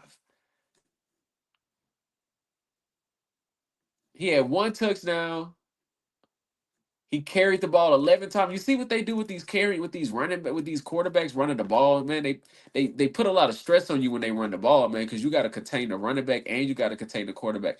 That's one of the reasons that Dak was so good coming out because you had to contain both, and that's something that's kind of missing right now. But he's an elite thrower, so we ain't got to worry about it. Uh, they were able to run the ball really good against the Giants. They were able to run the ball pretty dang good against the Giants. 6.9 yards, but just looking at the running back, 8.2. 8.2 yards against the Giants. I'll take some of that. Javonte Williams, I'll take some of that. Y'all think Jaden Blue gonna be in the game this week? Coach Schottenheimer say Jaden Blue gotta do a little more proving. Nothing will beat his walk-off 92-yard TD case. Hey man, that was a classic. That was a classic, man. It was the throw for it was really the throw though. It was really the throw. The escape and the throw was really what made it though. It was really that. The Bills Ravens game got me shook. The Bills Ravens game got me shook. Yeah. Yeah. That was a good game. That was definitely a good game. It's always good with that Ravens and the Bills game though. It's always a good game. And it sucks to see we we want it's crazy because you want to see Lamar win one, but I want to see Dak win one first. Fuck it. Lamar got all enough awards. He done won enough stuff. He done won all the MVPs and all the Heismans and stuff like that. If he don't win the Super Bowl before Dak, I'm okay with it. I'm okay with it. I'm okay with Dak beating Lamar in the Super Bowl. Fuck it. How about that? All right. But back to reality.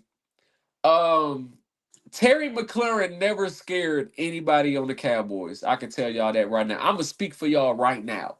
Y'all have never been scared of Terry McLaurin. We threw a party from Houston to Dallas when they re-signed, when they extended Terry McLaurin. We were like, there we go. We know what we got to deal with for the next 3-4 years as their number one receiver is going to be Terry McLaurin.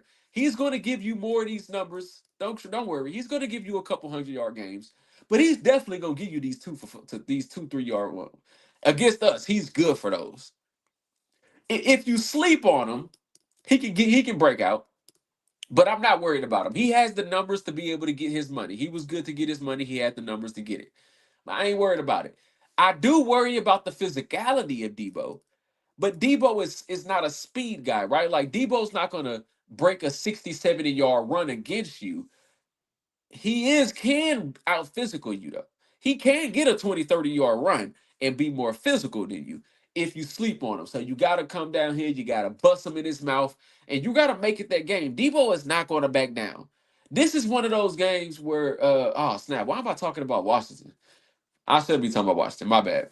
But we at the end of the day, Debo was able to have more success against the Giants than Terry McLaurin. That doesn't surprise me.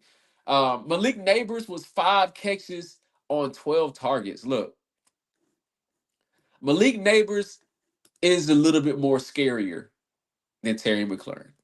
I think we all know that. I fear him a little bit more, but I don't fear him because he don't have a quarterback. Like nobody on the Giants scares you. To think that people were actually picking the Giants to be third and the Cowboys to be fourth in the division, some people were saying that is funny to me. It's appalling to me. I don't know what y'all thought y'all were going to get out of Russell Wilson. This is about what you're going to get. He's going to play better. He's going to play better. But you're not going to get an elite quarterback. Like, no, you're not getting that. That's why you drafted somebody. You're not going to get that. The guy you drafted is not going to come in and be elite either. But they do have an elite weapon, and we got to respect them. But if we can hold him to under 100 yards, maybe he scores once. We can deal with Malik Neighbors scoring one time. But that's all we're going to give him. That's all we're going to give him. All right. So I'm good with that. I'm good with that. I'm not really worried about it. Sticking with Russ after completing 17-37. Yes, Russ is still going to start. The Giants had trouble scoring points last week against Washington, failing to score a touchdown, but at least New York was able to move the ball. Okay, interesting. So New York was able to move the ball. So we got to keep an eye on that. So we got to be really good at in our red zone, but we got to keep an eye that they can move that football, but maybe they just got to work on their red zone. And we know all about that from last year.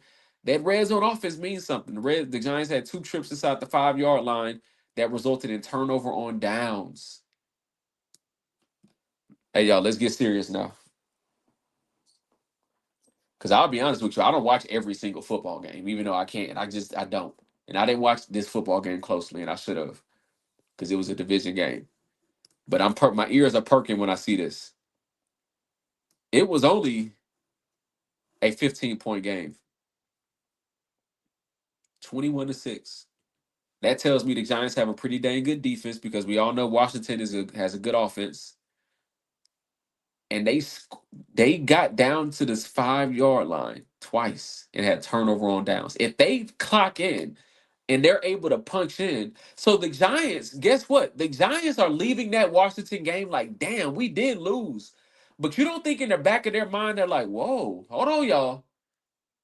We got within the 5 yard line. Hold on, no. Hey, Russ, we sticking with you now, baby. You drove us to the 5 yard line twice. Let's correct these couple mistakes. I need to look at the film and understand what happened. Let's correct these couple mistakes. And we can beat the Washington Commanders. That was a playoff team. That was a dang near Super Bowl team. They got so quote unquote called quote unquote the top 8 quarterback. Right? That's what everybody says about Jaden McDaniel. Jaden Daniels, sorry. I'm starting to worry a little bit more about this. I'm starting to worry a little bit more about this game. I forgot to ask Sunday, what were your thoughts on Todd Book's first game? Look, Tyler Booker is what's funny about Tyler Booker is it's hard to show you how good he is without looking at Tyler Smith. Like, even though Tyler Booker is here, Tyler Smith is still here. It's clear, right? Like, Tyler Booker is really good, but Tyler Smith has like a year or two of power that Tyler Booker still doesn't quite have to me. Like, when Tyler Smith hits you, even if it's one on one, you are moving. Tyler Booker is more, I'm not going anywhere. You're not going anywhere. I'm going to win this block because I'm going to be able to position you good enough. Tyler Smith is, once I hit you, buddy, you're going 2-3 yards sideways or back somewhere. So that's what excites me about it is Tyler Booker, Tyler Smith shows you exactly where Tyler Booker is going to be in a year. That's what I'm excited about. Now, Tyler Booker did struggle. Like, if you read what happened out of camp, if you read a lot of like what out of camp and what he struggled with, they say, because we didn't get to see a whole lot of them in the preseason, they say Tyler Booker struggled more with the stunts.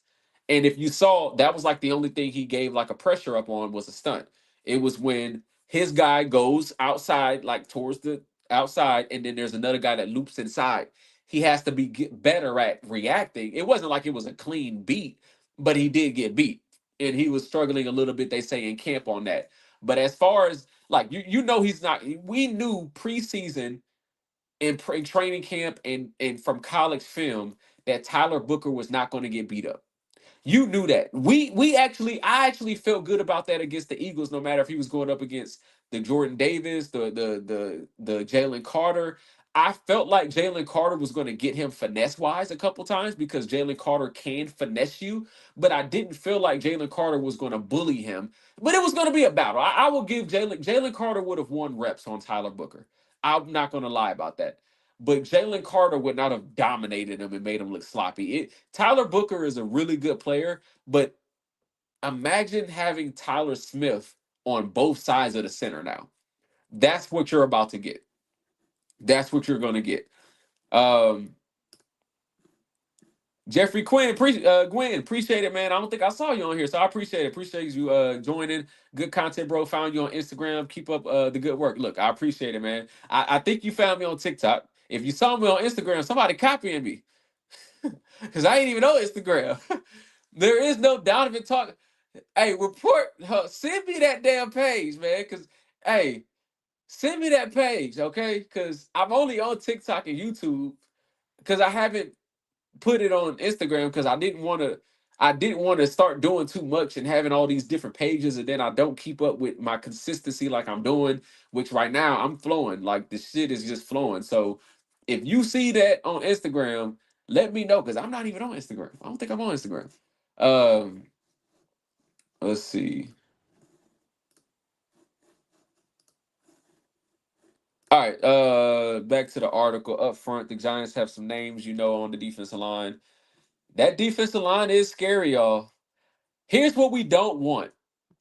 I think we can all agree on this. We do not want to get in the game where they start stopping that run and Dak Prescott. Well, I'm not going to say we don't want it because I do feel like Dak Prescott in this office can pass on anybody. But that's not what we want, though. We don't want Prescott to throw the ball 45 times with no run game. I told y'all, I love Dak, but when you put Dak in a position where he has to score points, like the good thing about the Giants is the Giants will never score enough points to put pressure on Dak. But when Dak gets in a position where he has to score points and you don't give him the ball a lot and he has to throw, you don't want that. Especially with a front like this, where you got Kayvon Thibodeau, Brian Burns, Dexter Lawrence. You got all these dudes coming. This is like the Giants D line that won the Super Bowl type stuff they building over there. So we want to make sure we need to lock in. Do not allow this team to get in third and long. Do not allow this game to be a game where Dak has to throw it 50 times. We don't want Dak to throw it 50 times. They will hit him more than the Eagles did, for a fact. I don't care how good our offensive line is. If Dak Prescott has to throw the ball 40 to 45 times, they will hit Dak Prescott and we're going to probably lose him because they're going to knock his head off. We don't need that. All right. We need to establish that run game just like the Commanders did. The Commanders averaged 8 yards a carry with their starting running back. We should be able to get 5 yards a carry from our starting running back. I don't care. I don't care. I don't care. 5 yards a carry. All right. 5 yards a carry. We know Chauncey Ghostin. We really we worried about Chauncey Ghostin? We ain't worried about him. We do worry about Abdul Carter though. We are worried about Abdul Carter. Abdul Carter could be a bigger Michael Parsons. We don't want to deal with that in the passing games, man. Let's just run that football down their throat, set up the play action. Let's let Dak throw it to his wide open receivers, and let's get out of this game 30 to 20, something like that. The Giants haven't won a game in Dallas since eventually they're gonna win a game, right? Nah. I'm feeling like they ain't gonna never beat us. That's how it needs to be because the team is not better. Like it's okay to dominate a team if you're better than them. You know what I'm saying? We gonna little bro these boys like the Packers do the Bears. You know what I'm saying? Like it's not surprising that the Packers kept beating the Bears over and over especially when they were a better team. We are a better team than the Giants. They should not beat us, bro. I'm sorry. Brian Schottenheimer, don't start that shit. We should not lose. Cowboys, glass full, half full. Let's go back to the comment. What we got? Achilles, all right, I'm gonna head out, but keep cooking. Hey, I appreciate you, man. Appreciate you. Um, One of the first things Brian Schottenheimer said in his post-game press conference following his team's 24-20 loss, there's no moral victories. While that might be the case, there's a sense of optimism. Yeah, there is no moral victories. You got to say that. You got to say that. There are no moral victories. You got to say it. But Dak's support on Tuesday. Jerry Jones said Dak's performance in Philadelphia was one of the best games he's seen from his quarterback, despite not getting the win. Yeah, you could say that. Only because there was, I mean, yeah, you could say that. Dak had a certain confidence and swag that told me before the game, this guy he feels good about whatever this game plan is, whatever this coach is spitting in his ear, whatever is going on. Like he felt good about it. I'm talking about, and he felt so good about it.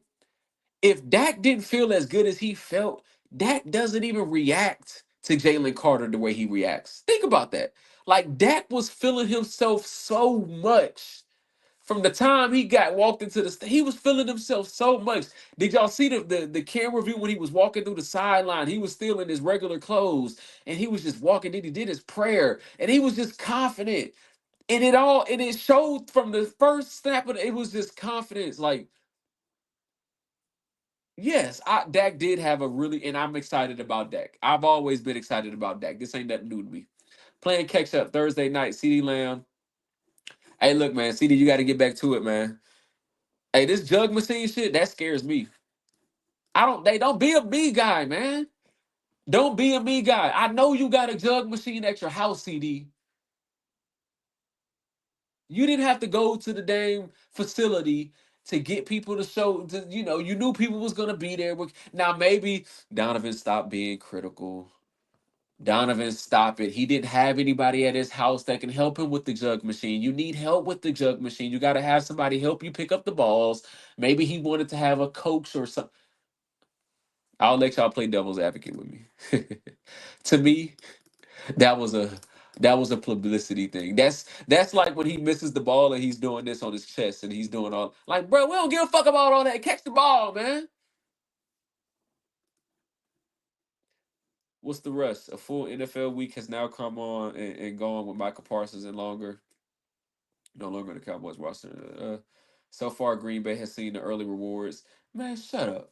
Man played 20 some snaps. Green Bay was dominating that team even when Michael Parsons wasn't on the field. Y'all stop it with this. Okay, we all know Michael Parsons is great. We all know Michael Parsons makes the Packers better. But don't give me that first game. He barely played a third of the snaps. And they gave him a sack. He was in the game when they were blowing him out. Stop it. All right, don't push it. We know he's great. We know he's gonna make them good. But we gotta see them. They gotta see us on the fourth week. Michael, you got to see Tyler Guyton, bruh. You got to see Tyler Smith. How many times you think he gonna line up on Tyler Smith and Tyler Booker? Huh? He got to see us. Y'all saw Tyler Guyton throwing left hooks at people, and the ref was so scared he couldn't even throw the flag. The ref was like, "Oh shit, ooh!" The ref couldn't even throw the flag at him. He threw the left hook right in the ref face. Even the ref was like, "Hey man, look, I ain't even see it." Don't hype Mike up, man. We already know Mike is great, but don't act like he did something to win. Nah, man. He's great, we know it, but he barely played. Let it play out. And let's see what he does against the Cowboys. Let's see. All right. Let's see.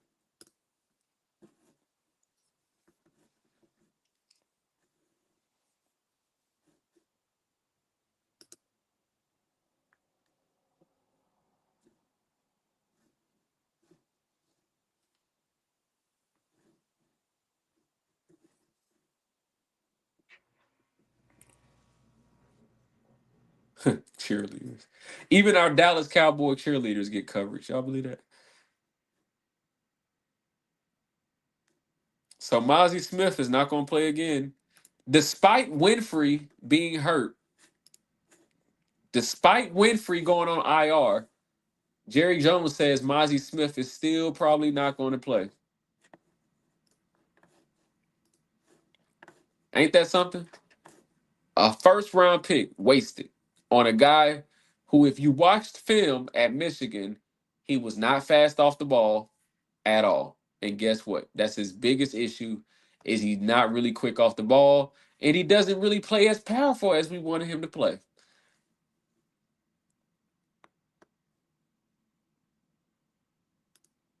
What happened here?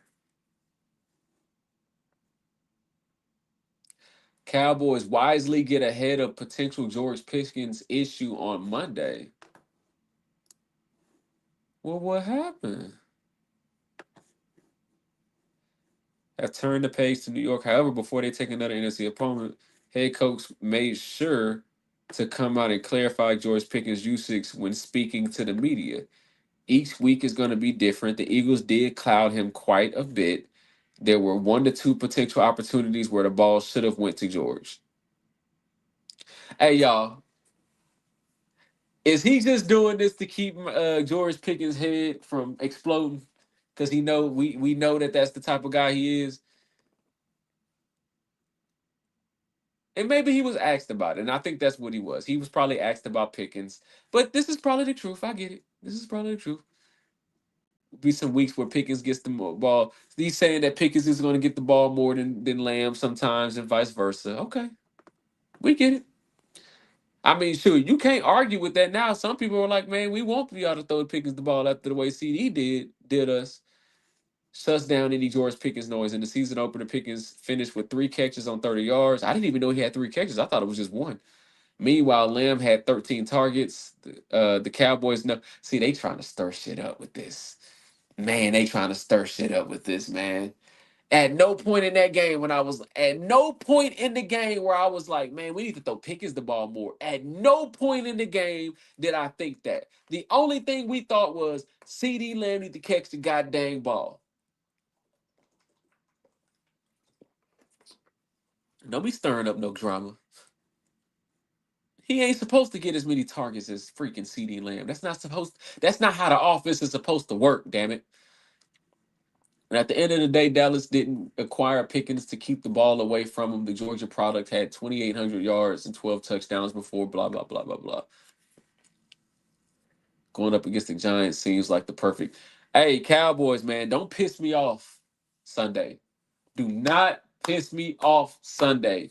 If y'all go out there and start throwing this freaking ball 50 times because Lil GP and CD want to get in their feelings and they want to have a makeup game, I'm going to be so mad.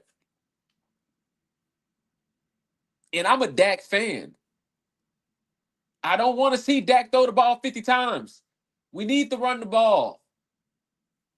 Don't get into this feed your receiver stuff because you feed egos. No, Brian Schottenheimer, don't you do it. I'm going to be able to tell, we all going to be able to tell that first series.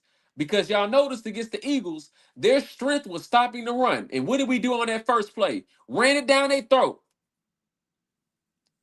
Very first play. Don't start that shit. All right? CD Lamb and Pickens are going to have great seasons. But we don't need to force the ball to them. Don't start forcing the ball to our receivers, throwing it everywhere. No. Run that football. Oh, we got new menu items. Hey, I may have to come to the game. Hold on. Hey, did y'all see Baltimore had all those like $3 menu items or something like that? Y'all think the Cowboys? Y'all think Jerry Jones gonna do something like that? Y'all think Jerry Jones was gonna do something like that with the like the cheap menu? Y'all think he gonna put some dollar items on there? You know what I'm saying? Talk to me. Uh, Home opener. Okay, the new menu items include 2 burgers, a hot dog, a burrito, a smoked. What you mean new? What the fuck? How we? Hold on now. I don't want to believe what I'm reading here. How we not have this on the menu? You don't have burgers, hot dogs. I can see not having a burrito. It- that's just a sandwich. I don't really need no smoked salmon BLT. Y'all doing a little too much with the smoked salmon. And nachos, burgers, and hot dogs. That's normal shit. What they're saying, the new burgers on the menu for the 2025 Dallas Cowboys feature toppings from classic favorites like Frito. Oh, Donovan, shut up, man. You speak too soon. Just read, Donovan. You always jump into conclusions, man. Just read. Always talking too much. All right. They putting Frito pie in authentic elote. Is that how you say it? Elote. And the combination is fabulous. Hey, first of all, I guarantee you anybody who watched this video ain't said fabulous in 5 years at least. That's the average. You ain't said the word fabulous in the average of 5 years if you were to take a poll for everybody on this video. That's how you know somebody either lying or that shit really hitting. He said it's fabulous. We love that we now have a specialty big flavor topped hot dog that brings the fun, energy of rowdy to our menus. George Wasai. Vice President of Food and Beverage. Okay, okay, okay, Big G. The popularity of our Tyson Dallas Cowboys. Whoa, hold on. They not talking about the frozen Tyson nuggets, are they?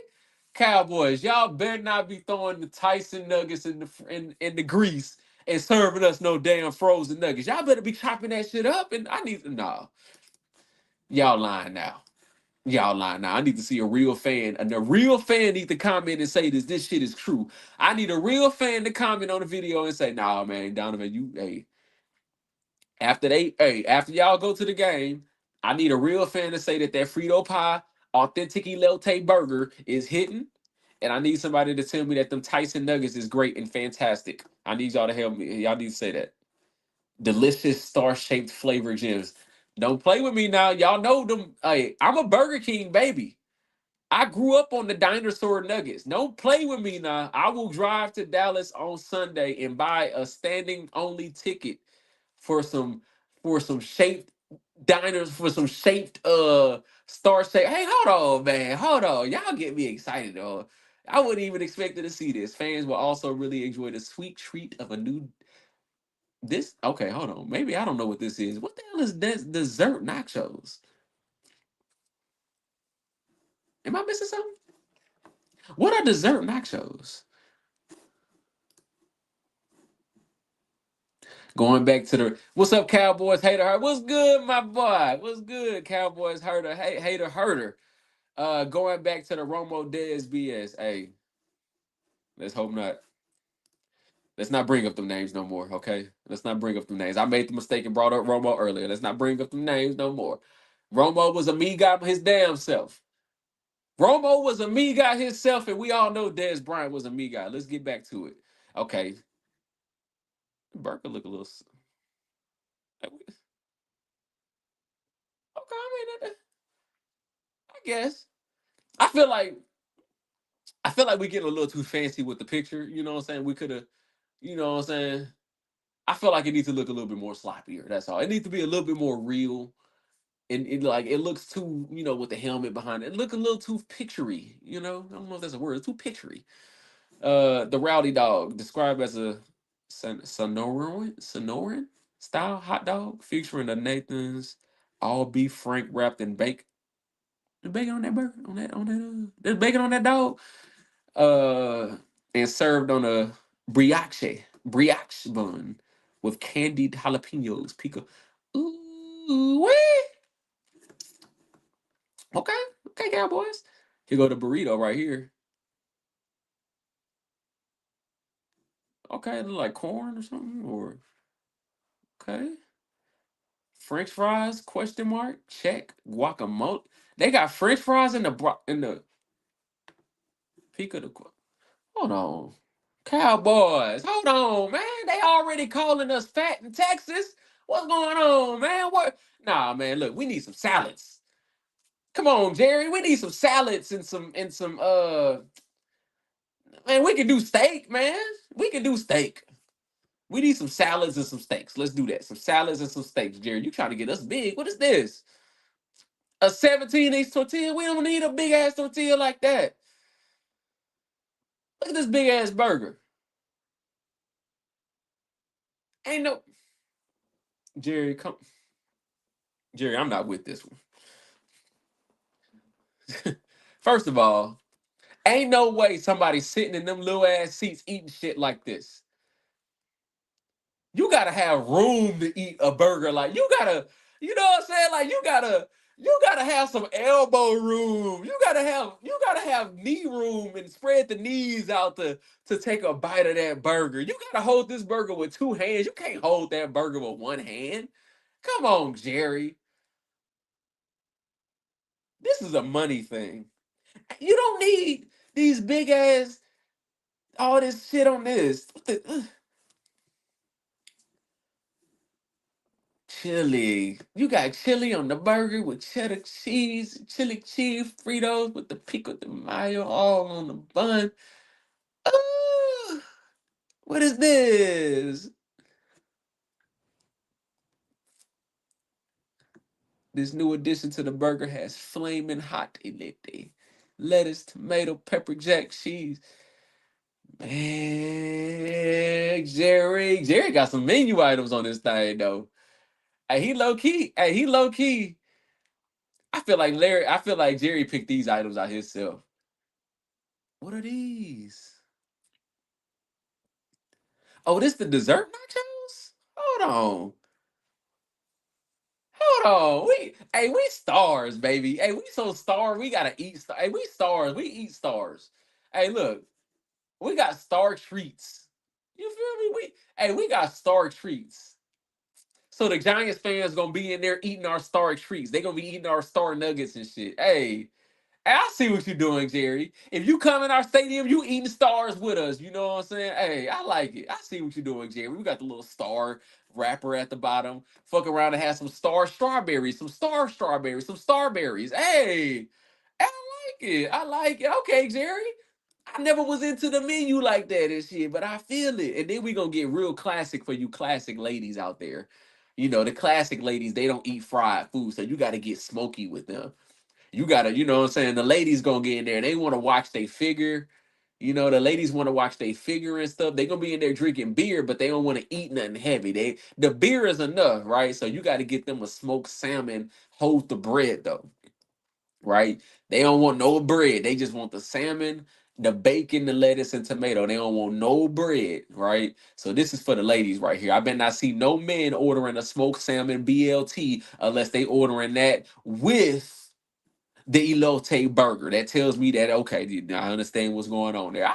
Hey, the Cowboys by far got the best stadium experience. That's got to be factuals. That's got to be factuals. Even though we can't go experience every stadium because they be overpricing the tickets when the Cowboys play, all of a sudden the tickets be $10,000. We gotta have the best experience at an affordable rate. At an affordable rate, gotta add that.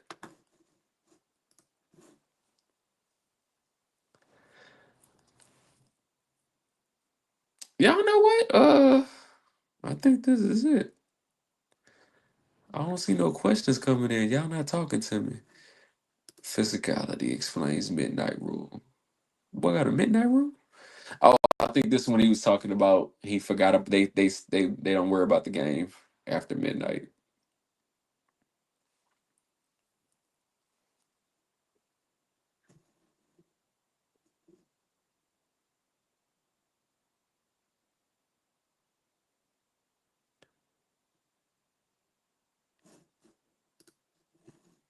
Meh.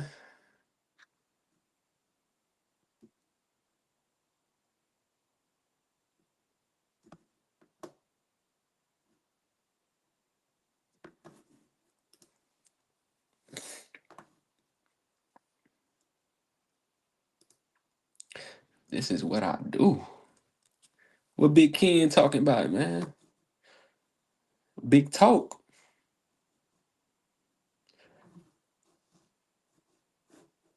What Kenny said it felt good to have that star on your helmet. Of course it did.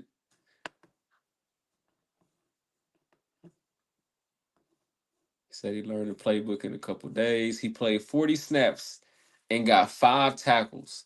40 snaps, 5 tackles from your one technique. The guy that gets double teamed most of the time. Can you believe that? Saquon only has 60 yards rushing, his lowest output he's had against Dallas since 2023 when he was with the Giants. Whoop. See what one player can do? He said, "This is what I do. I know how to play. The main thing is just being able to get lined up, and I'll be able to do the rest."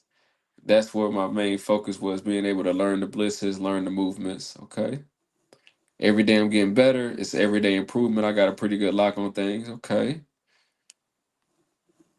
If we can stop guys from running the ball and our offense keeps playing how we're playing, we're going to be able to, yeah, man, we're going to be all right. We're going to be all right. Cowboys going to be all right. Osa is a beast, man. Clark said he's elusive, explosive. Hey, man, what y'all think about Osa, man? I ain't gonna lie. When I watch Osa on film, I see a guy who has all that explosiveness and everything, but it doesn't maximize. It's like he plays upfield a lot, but it's like nothing comes out of it. And he's off balance a lot. Like I always see Osa like off balance or on the ground a lot. Like I don't know. I like Osa, but it was like when they paid him, I was like, okay, this is the best we gonna get though. Like I would love to have somebody better than Osa. And I'm glad we got Kenny Clark now, but I was like, I'm glad we signed Osa. But it was like, I feel like we can find a better Osa like real quick. You know what I'm saying? Like it's, I don't know. I don't know. I wasn't a big. I'm not a. I like him, but it's just.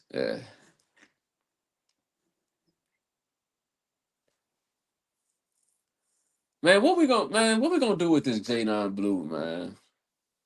I can't believe we're gonna keep Miles Sanders out there after he got caught by a linebacker and fumbled the ball. I can't believe it.